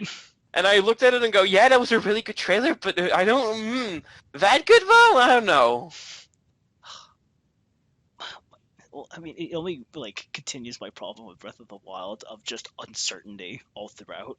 Yeah, that's not a game. Because despite the fact that we're clearly popular here on YouTube, we have countless millions of viewers and subscribers, we're not really invited to events where people can play these. No. So we're just kind of on the peasant side of things where we have to pray and wait. And the things I keep saying of Breath of the Wild, it just constantly leads me in the state of maybe this could work out, but at the same time, this is such a huge leap from what Zelda is usually like, where I'm just not sure if it's going to culminate into an overall amazing experience. It makes me glad I'm getting the Switch holiday, because by that time there'll be like a pretty consensus among people that I at least trust. Yeah, because the game is going to be a launch title at that point, and it's going to give you like 3/4 of the year to decide if you want to play it or not. Yeah. But yeah, I know people are like immensely hyped for the new Zelda because fucking course it's Zelda. It's the new Zelda, for God's sake. You know what? When they started showing off stuff about Breath of the Wild, I got like a little more interested in it, and like I do feel it could be a really good game, but like it's got this whole, again, like you said, it's got this whole cloud of uncertainty about it for me, to the point where I'm like, yeah, I don't feel like it can like justify buying this day one, even if I were to just buy the Wii U version, for instance. It's like a case where it's like, because it is, it's such a brand new jump for the series, I can't imagine it not having like so many cracks all throughout, despite the fact of these huge leaps. Because now there's voice acting in the game. There's like a huge cinematic story going on as of now, from like what the trailers seem to showcase, and it's like this big huge open world with elements of like other games such as Elder Scrolls and such. And it's like, god damn. You know what else is making me like not want to buy the day one? Little burned out on open world games after FF15, so welcome to the new standard of gaming. Yeah, I don't know. We're done with shooters. Let's hop on board open world sandbox. I feel like open world's a kind of game that I can like play once every few months, but like I get super sick of it if I play multiple in a row. Because a good amount of them are the same or are just outright bad. Yeah. It's kind of why we wait on those like big standouts within the genre, and where we go, yeah, that's something to hold up as like a piece to look upon, where all the other shitty companies can try and copy it. And I don't know if Breath of the Wild will necessarily be one of those. Yeah, again, like I keep mentioning, uncertainty. I would love to like it. I would love to like this game because the aesthetic of it's pretty fucking cool. I like the aesthetic a lot. Like again, like I mentioned, Valley of the Wind shit, mwah, Miyazaki and that like nature mechanical shit, that's superb, but here's my other just thing. Not sure. Here's my other thing with that, in terms of like trusting how much I like this. The previous 3D Zelda game released was Skyward Sword. And Skyward Sword was not very good. I don't like Skyward Sword one bit. I know many who adore it, like love it, favorite game of all time. But I'm here like, man, that was one of the worst entries in the series.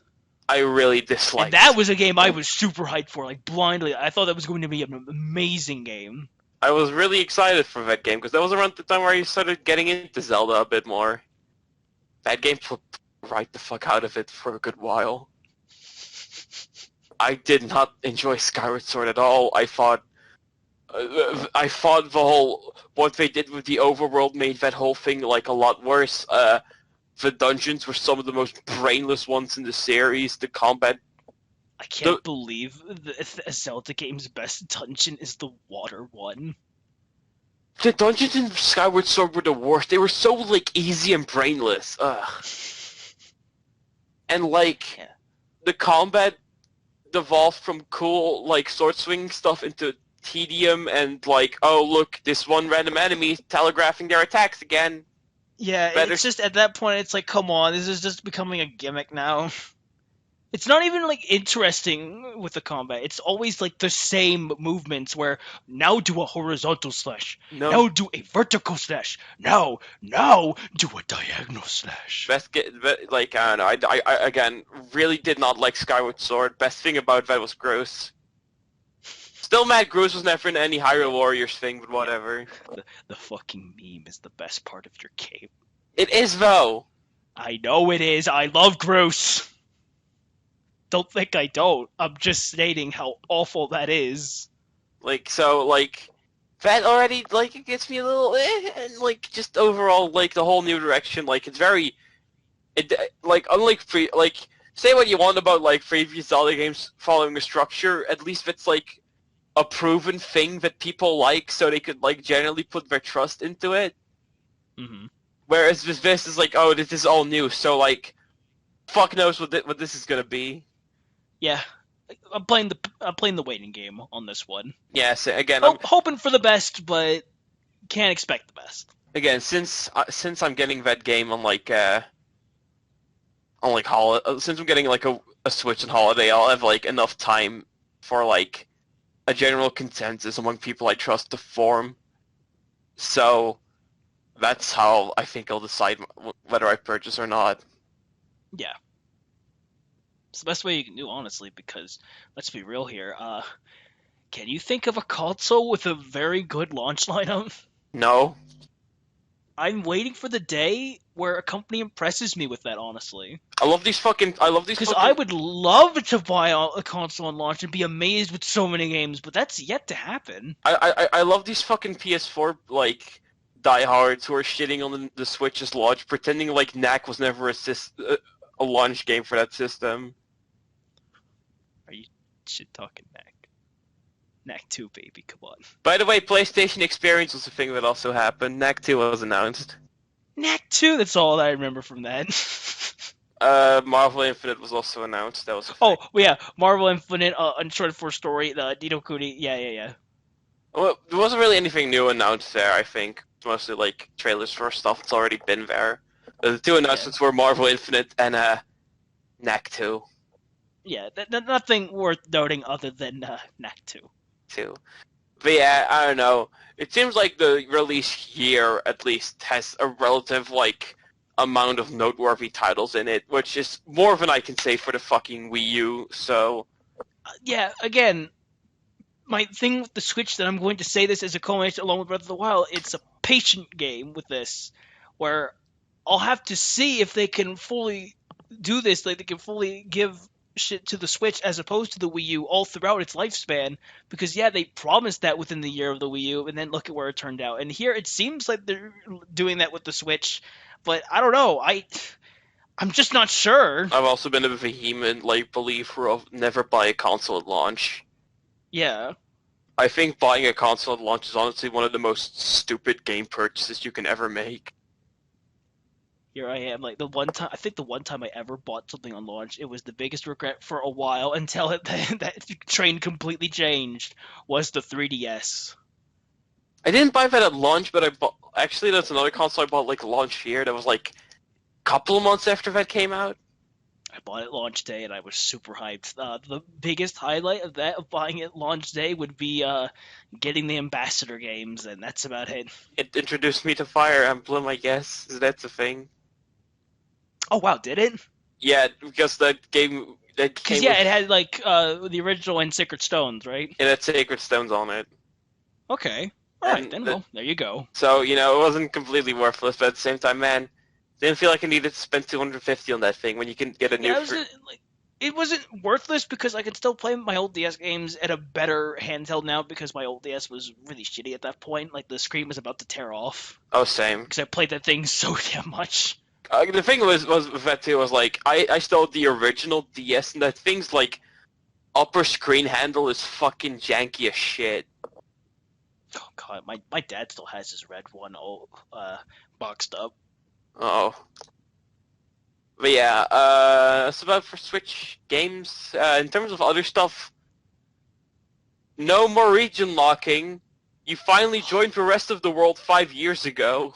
Good job. I'm glad. I am actually really glad they had to announce that during the press conference.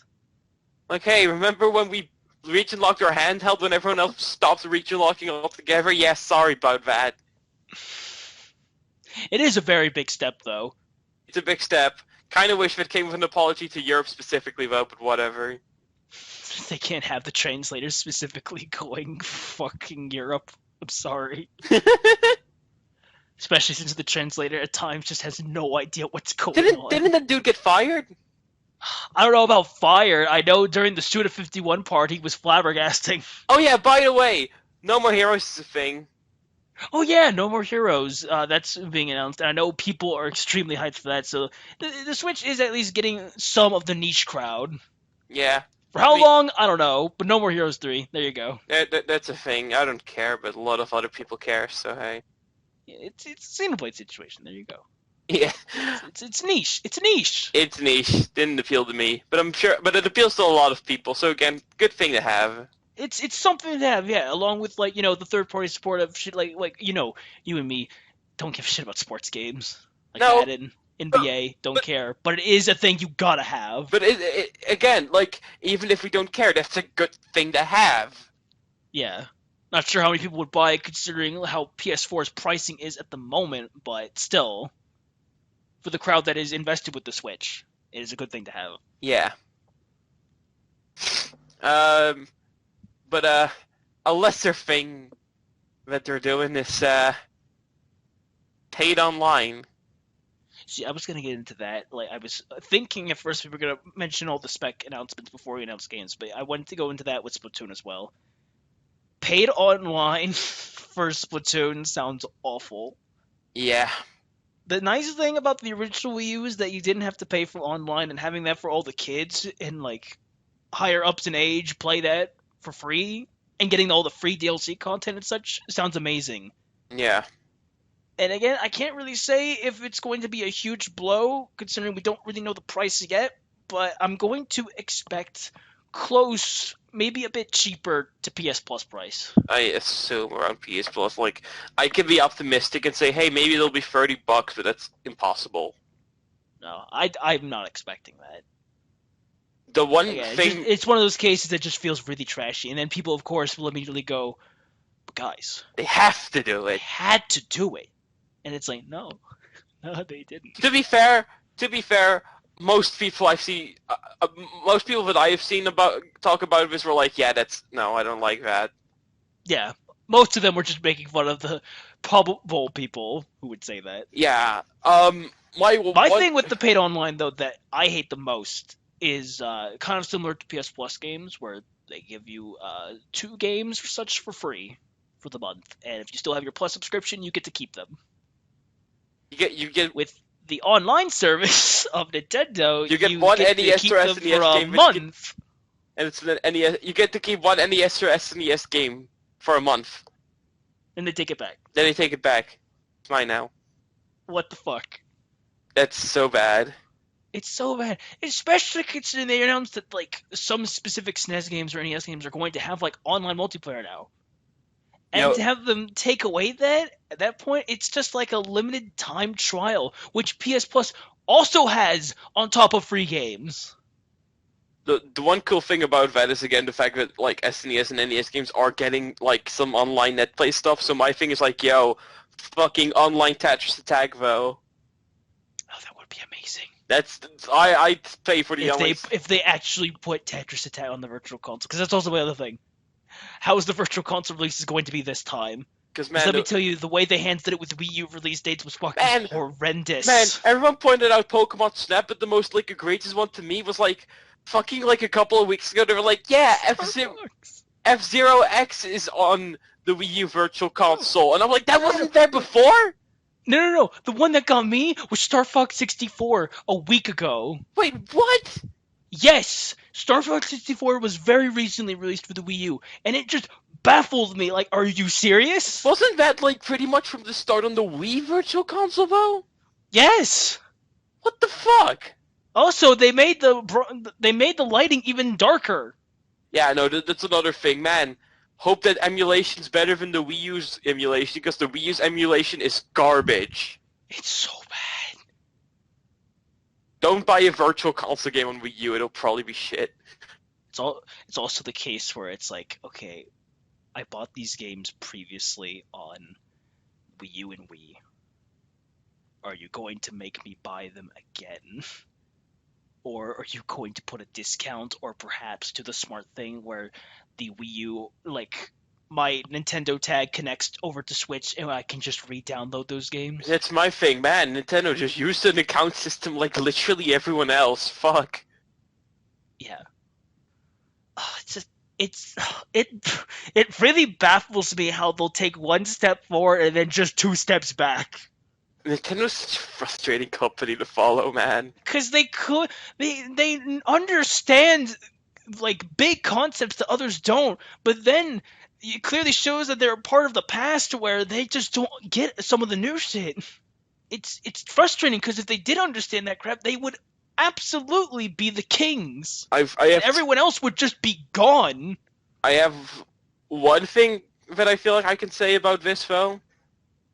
At the very least, if you're gonna do this, if it makes your online better, then I can somewhat deal a little more with it. Oh god, yeah. On top of like paid online, they have yet to prove the fact that they can do online. Because, man, Nintendo's online has been behind the curve, like, for like, ever. Yeah. The only time I ever found it acceptable was when back in the day I played Mario Kart Online. I'll say Because that was Splatoon. like the only decent online game for the Wii. I'll say Splatoon had some pretty like decent netcode, and I heard Mario Kart 8 had some alright netcode. So like I feel like they're improving. But man, this needs to, like, if you're gonna make us pay for it, you need to like massively improve your online services. Yeah. Because otherwise, you're doing something that people clearly are not liking, and for what cause? Also, here's a small thing.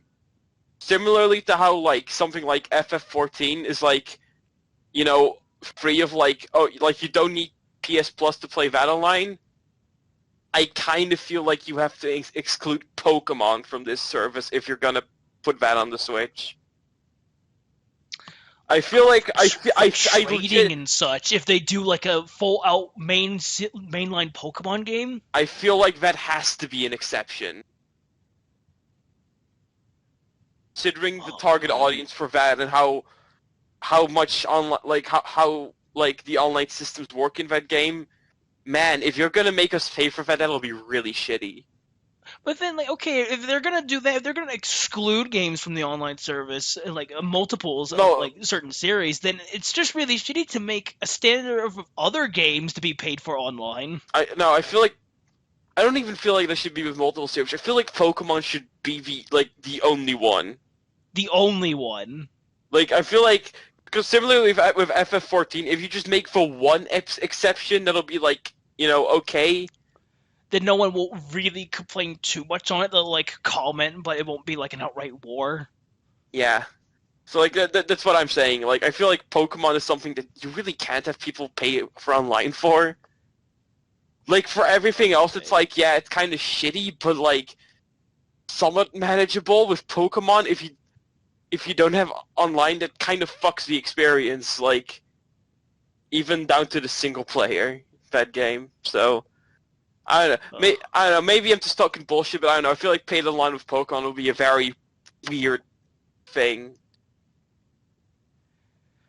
Ugh. So, like, yeah. Getting off the online topic. How about those prices? What are you doing? Look, I know controllers have become bullshit expensive. And I understand you have like the world in this controller now with the stupid ice cube shit, but like $80? I'll even go out on a limb and say, like, man, Sony, those fucking DualShock 4 prices are a bit bullshit. Oh no, they're just as guilty. But like, man, $50 for a single one of those shitty Joy-Cons? Piss off! Just a single one. For the whole thing, $80. Oh, a discount. Like, Jesus Christ. It's really bad. And the thing with the Switch is that there are so many controllers. Yeah, like the Pro Controller, I was like, yeah, I'll probably use that. Oh, that's $70 extra. Fuck you. Fuck you. I'm wondering, like, okay, I haven't heard anything of a bundle for the Nintendo Switch of any kind. Are there going to be bundles where they're going to have, like, a decent array of controllers for you, or are they just going to be, like, super simplistic then? I mean, I think right now it's just the standard bundle. Okay.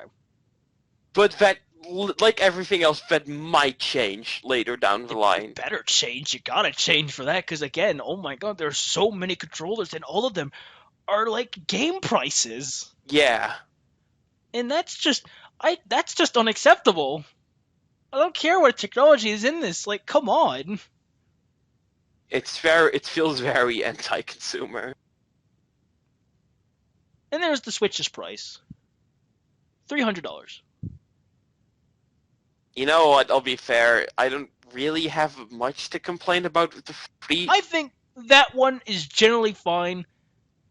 I'm just wondering how well it's going to compete with current consoles and their current prices.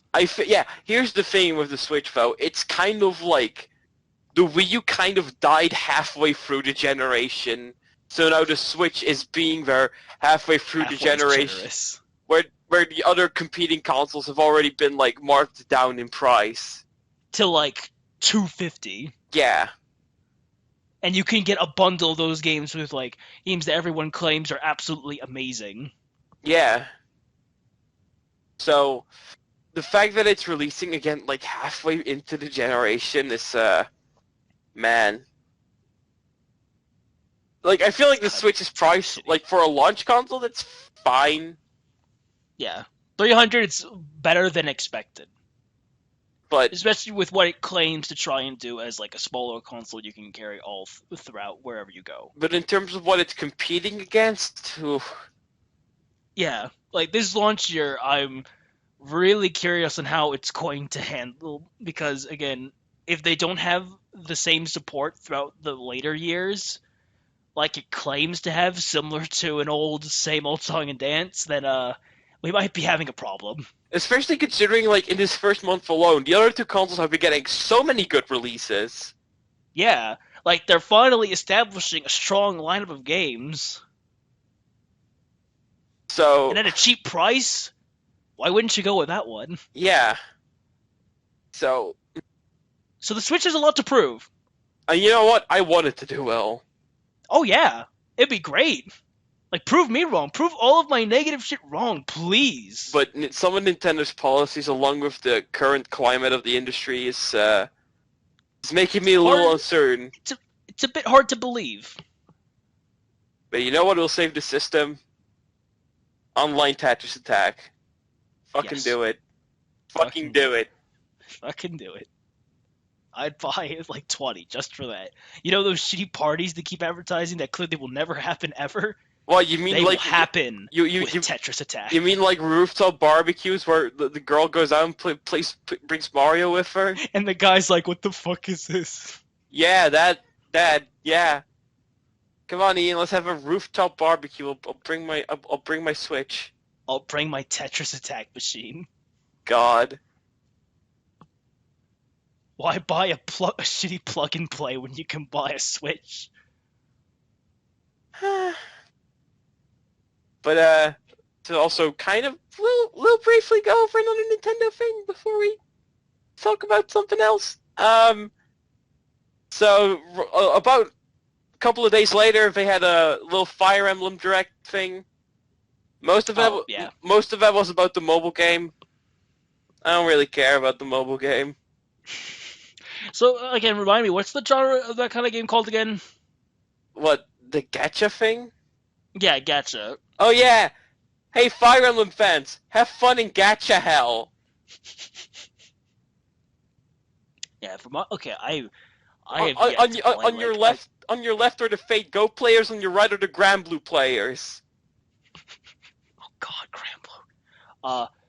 I've yet to play a gacha game myself, because gacha games are very heavy on your taste. And taste really determines if you're going to invest time into it. Because say you're a fan of fucking random anime like Dragon Ball or One Piece, then yeah, you'll be playing those.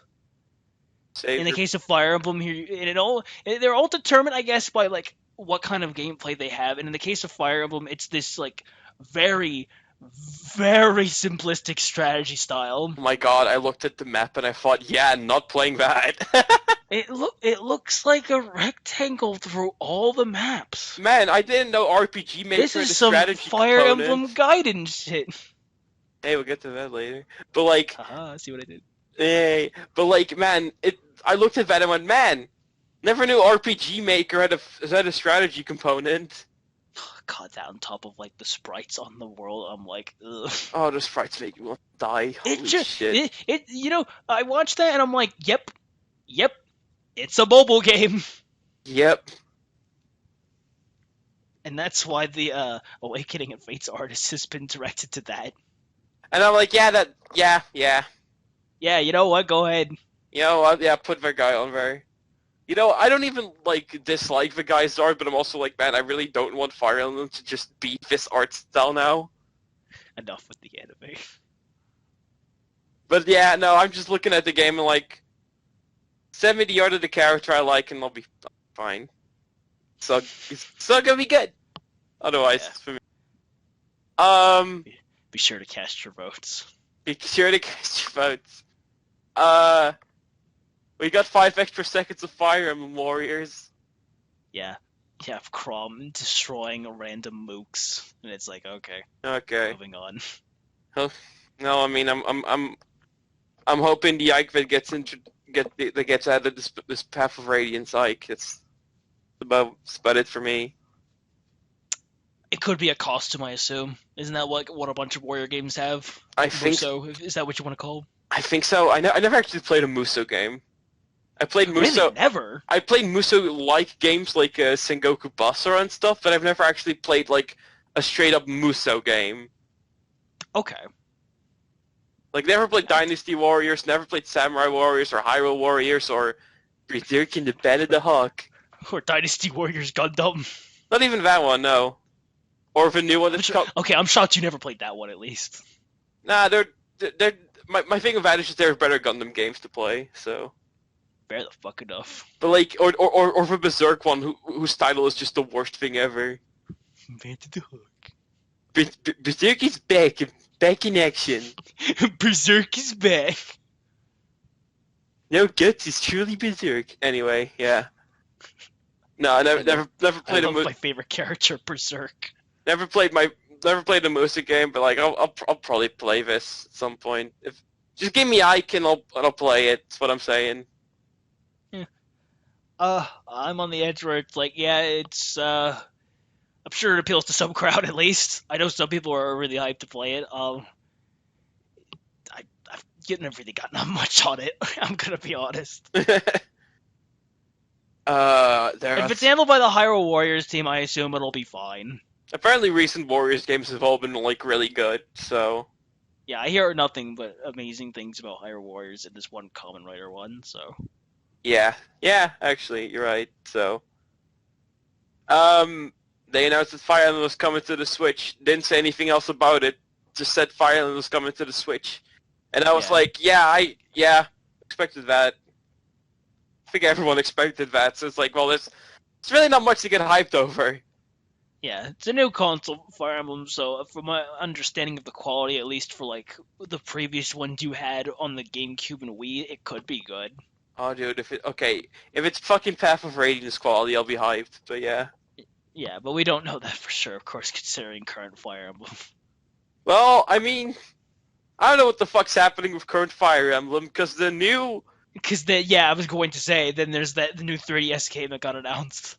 The next proper Fire Emblem entry, Fire Emblem Echo Shadows of Valentia, is a remake of the NES game Fire Emblem Gaiden. Which is like the second one, right? The second Fire Emblem game, which had all these little systems.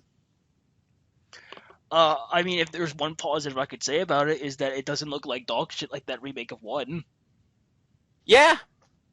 The art style's generally nice. It's a really appeal. I kind of like it more than the Kazaki art of the previous 2 games. Yeah, honestly. I feel like this is just a more fitting, like, it's still pretty anime, but I feel like it's just a generally more fitting look for Fire Emblem. I was gonna say, yeah, that's my thing with it. If I could say anything with the appeal to it, maybe, like, okay, I'm not a Fire Emblem fan. I'm not at all. Like, ugh. But the one cool thing they seemed to mention was the whole dungeon shit with strategy battles where you're progressing through dungeons this time around. Yeah, which was also a thing in Gaiden. Which sounds cool. I like the sound of that. My thing that I like mostly, like, I'm pretty excited for the game itself. I'm probably gonna pick it up like near launch at least. Will you play it as opposed to Fates? Probably. Because my god, at least like, man, here's my thing with Fates though. That story is shit, and it immediately made me not want to play the game despite owning the special edition. What a waste of money. Someone else would like. There's probably someone out in the world who really wanted that special edition, and now I have it instead. Oops. Well, if you ever meet a person in the Power region who really wants to play it, there you go. Yeah, I don't know. Maybe I'll give it an actual shot, but man, that story's trash. Free giveaway, leave a like. We'll have like 2 likes. Well, coin toss. What? I feel like what gets me most excited about this, though, is, like, this is definitely geared toward, like, older fans, you know? Yeah. So my thing with this is, like, okay, so we can get games for older fans. Maybe this will mean Fire Emblem will be more balanced than it's been lately. There will be an appeal for all crowds. Yeah, where just like Because there's the shit with like that 3DS game, then there's the Muso game, which could appeal to possibly all of them, depending on the characters that get selected. yeah, And then there's the Switch one, which we have no idea about yet. yeah. So like we can have games. So we can have games for both audiences now, because like Fire Emblem's lucrative enough to do that, and you know what? That's really cool. Yeah. By taking the energy of Metroid's Dead franchise, they too have become strong. Because Metroid. Because like my thing with that is like I'm also excited for it because like I don't even really hate modern Fire Emblem. I actually like Awakening a lot. I just don't like Fates. Is what it comes down to. A lot of what the stuff Fates does is what I don't like. But like I'm pretty like okay with modern Fire Emblem. So like just the fact that we can have both now, hey, really cool. Yeah, good on you. Happy for everyone. There you go. Maybe we can get a remake of that SNES game everyone loves. Oh, Genealogy of the Holy War? Yeah. Is that what it's called? Yeah. Either that or 776 something. That's the game people don't like as much. But like, who knows? Maybe this I hear it's like stupidly hard. What, FAIAH 776? Yeah. Yeah, I heard that game was just bullshit. But yeah, who knows? Maybe this can even lead to a Genealogy remake, which would be really, really cool. Honestly, at this rate, that's what I'm expecting. Which, you know, that's cool, at least for the Western audience who has been really meaning to play those games. Yeah. If they're going to handle that first to get everyone in the mood for, like, old-style Fire Emblem and then possibly release, like, a brand new game of some kind, and you know what? That'd be cool. Yeah. Not saying that'll happen, of course, because I can't predict the future, despite what many people say. But, like... Just, you know, it's only hopes. It's just a good thing that Fire Emblem is like, a lucrative enough thing that this is possible. Mm-hmm. Instead of it being fucking dead. Anyway, yeah, that's about all I had to say in the direct. My poor baby. Baby. Yeah, see what I did. But yeah, so, you know, Shadows of Valencia looks cool. Everything else is there. Yeah. I'm pretty out of news. But I'm pretty much out of news, honestly. Yep. All right, let's get into the Donald Trump topic. No. All right. No, I'm done. I've said basically all I needed to say. All right, let's do some questions. We only got 2, and one of them's a meme, so let's get the meme out of the way. I love it. Here we go. All right, let me boot up the good old Ask-FM. You don't even have it up. Okay, you know what, Ian? You read this one out. I'm not fucking doing it. Oh God, what? Okay, are you gonna put it in the chat? All right. Here we go. Will you guys get the gate box? Question mark, exclamation point. If yes, which anime, idol character, or lolly would you want for it? Cheeky breaky. Fuck you, Tom. Is that Tom? Yes.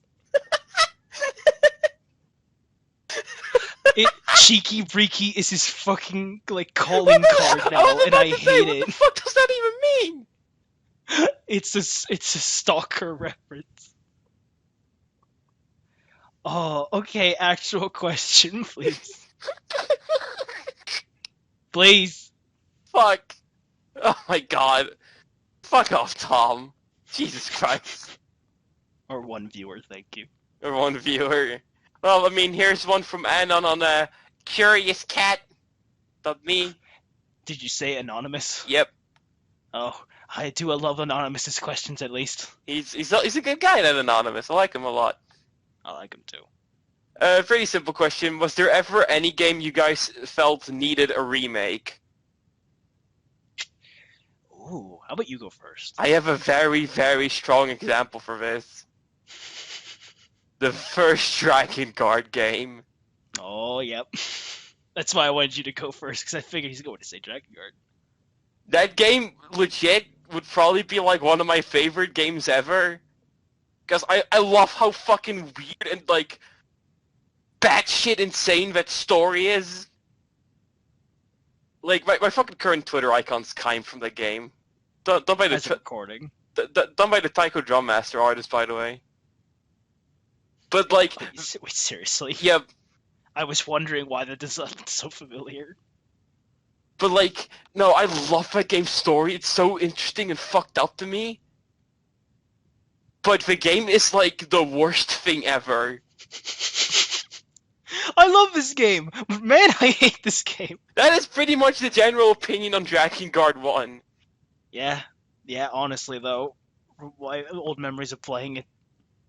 Like, that game is like either a really shitty Muso, a really shitty Panzer Dragoon ripoff, or like levels where you can switch between the two, and it all just feels like garbage!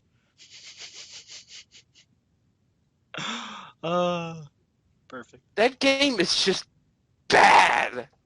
It's really bad. And man, It's kind of fascinating. yeah, honestly, and that's what Like, there should be just, like, a whole book or a novel doing a full study on it. You know, kind of like how hardcore gaming does with certain genres? They should just do a full novel on Drakengard. And the most interesting thing to me about that game is that somehow Yoko Taro is still allowed to make games at Square Enix.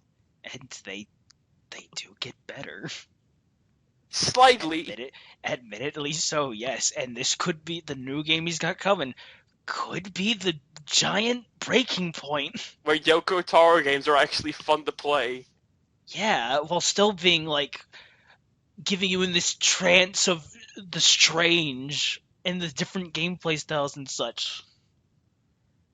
So, yeah, that's a game that I would really like to get see remade, because, like, man, if fucking Platinum could get their hands on that, holy shit. Yeah, that's my main big one that I'm like, yeah, this should probably get. Okay, then.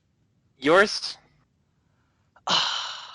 See, I would love to easily answer a question like this, but here's my problem with things like remakes, where a majority of them aren't very good. There have only been like a real handful of them that actually really surpass the original to some degree. One of them being a fan-made Metroid one. Yeah, that doesn't exist anymore, sorry. Gotta That's keep what Nintendo likes to believe. We're gonna keep referencing this, aren't we? Yes, we are, 'cause fuck! Okay, if I ever had to pick, like, out a game that I would want remade... I feel like that I'm gonna be a little bitch here, okay? Yeah? I would easily pick out, like, maybe an old PC game that would be remade, but then I remembered, oh wait, System Shock's being remade now, so maybe that'll turn out nice. Yeah? We previously mentioned this before, where if this game had really good gameplay, it would be, like, the best game ever. Persona 2. Yep. That's another one.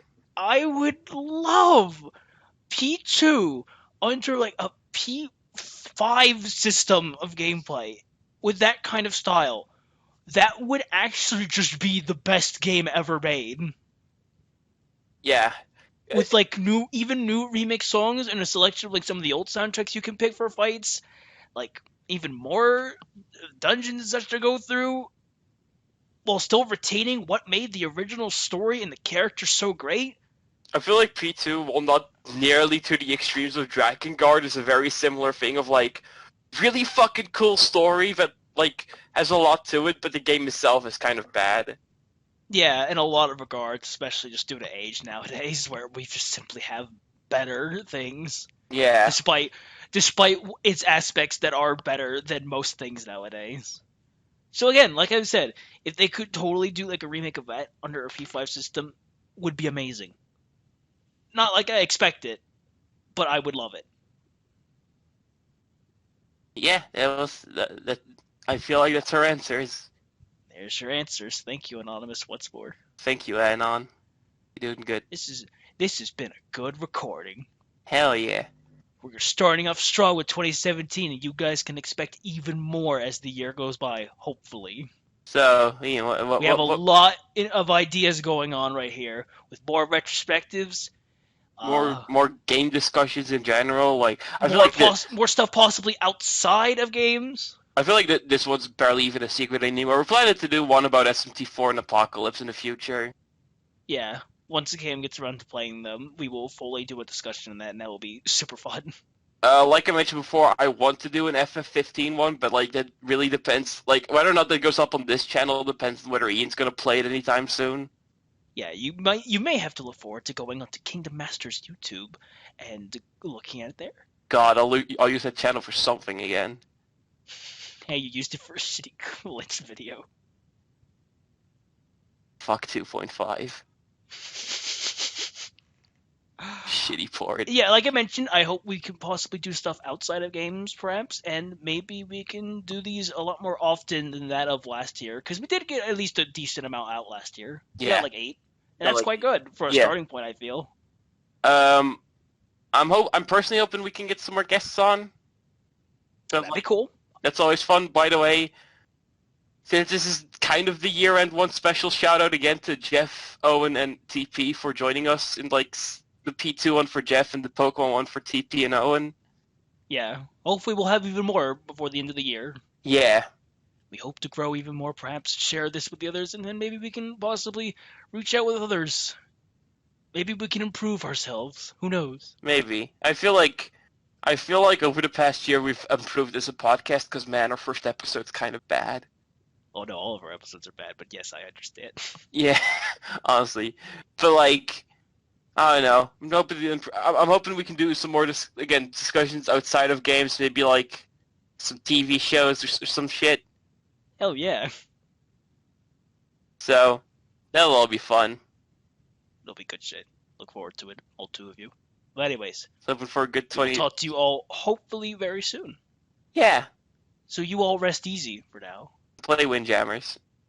Play Windjammers. Get on Fightcade. Play Windjammers. Buy the PS4 version. Goodbye. Bye.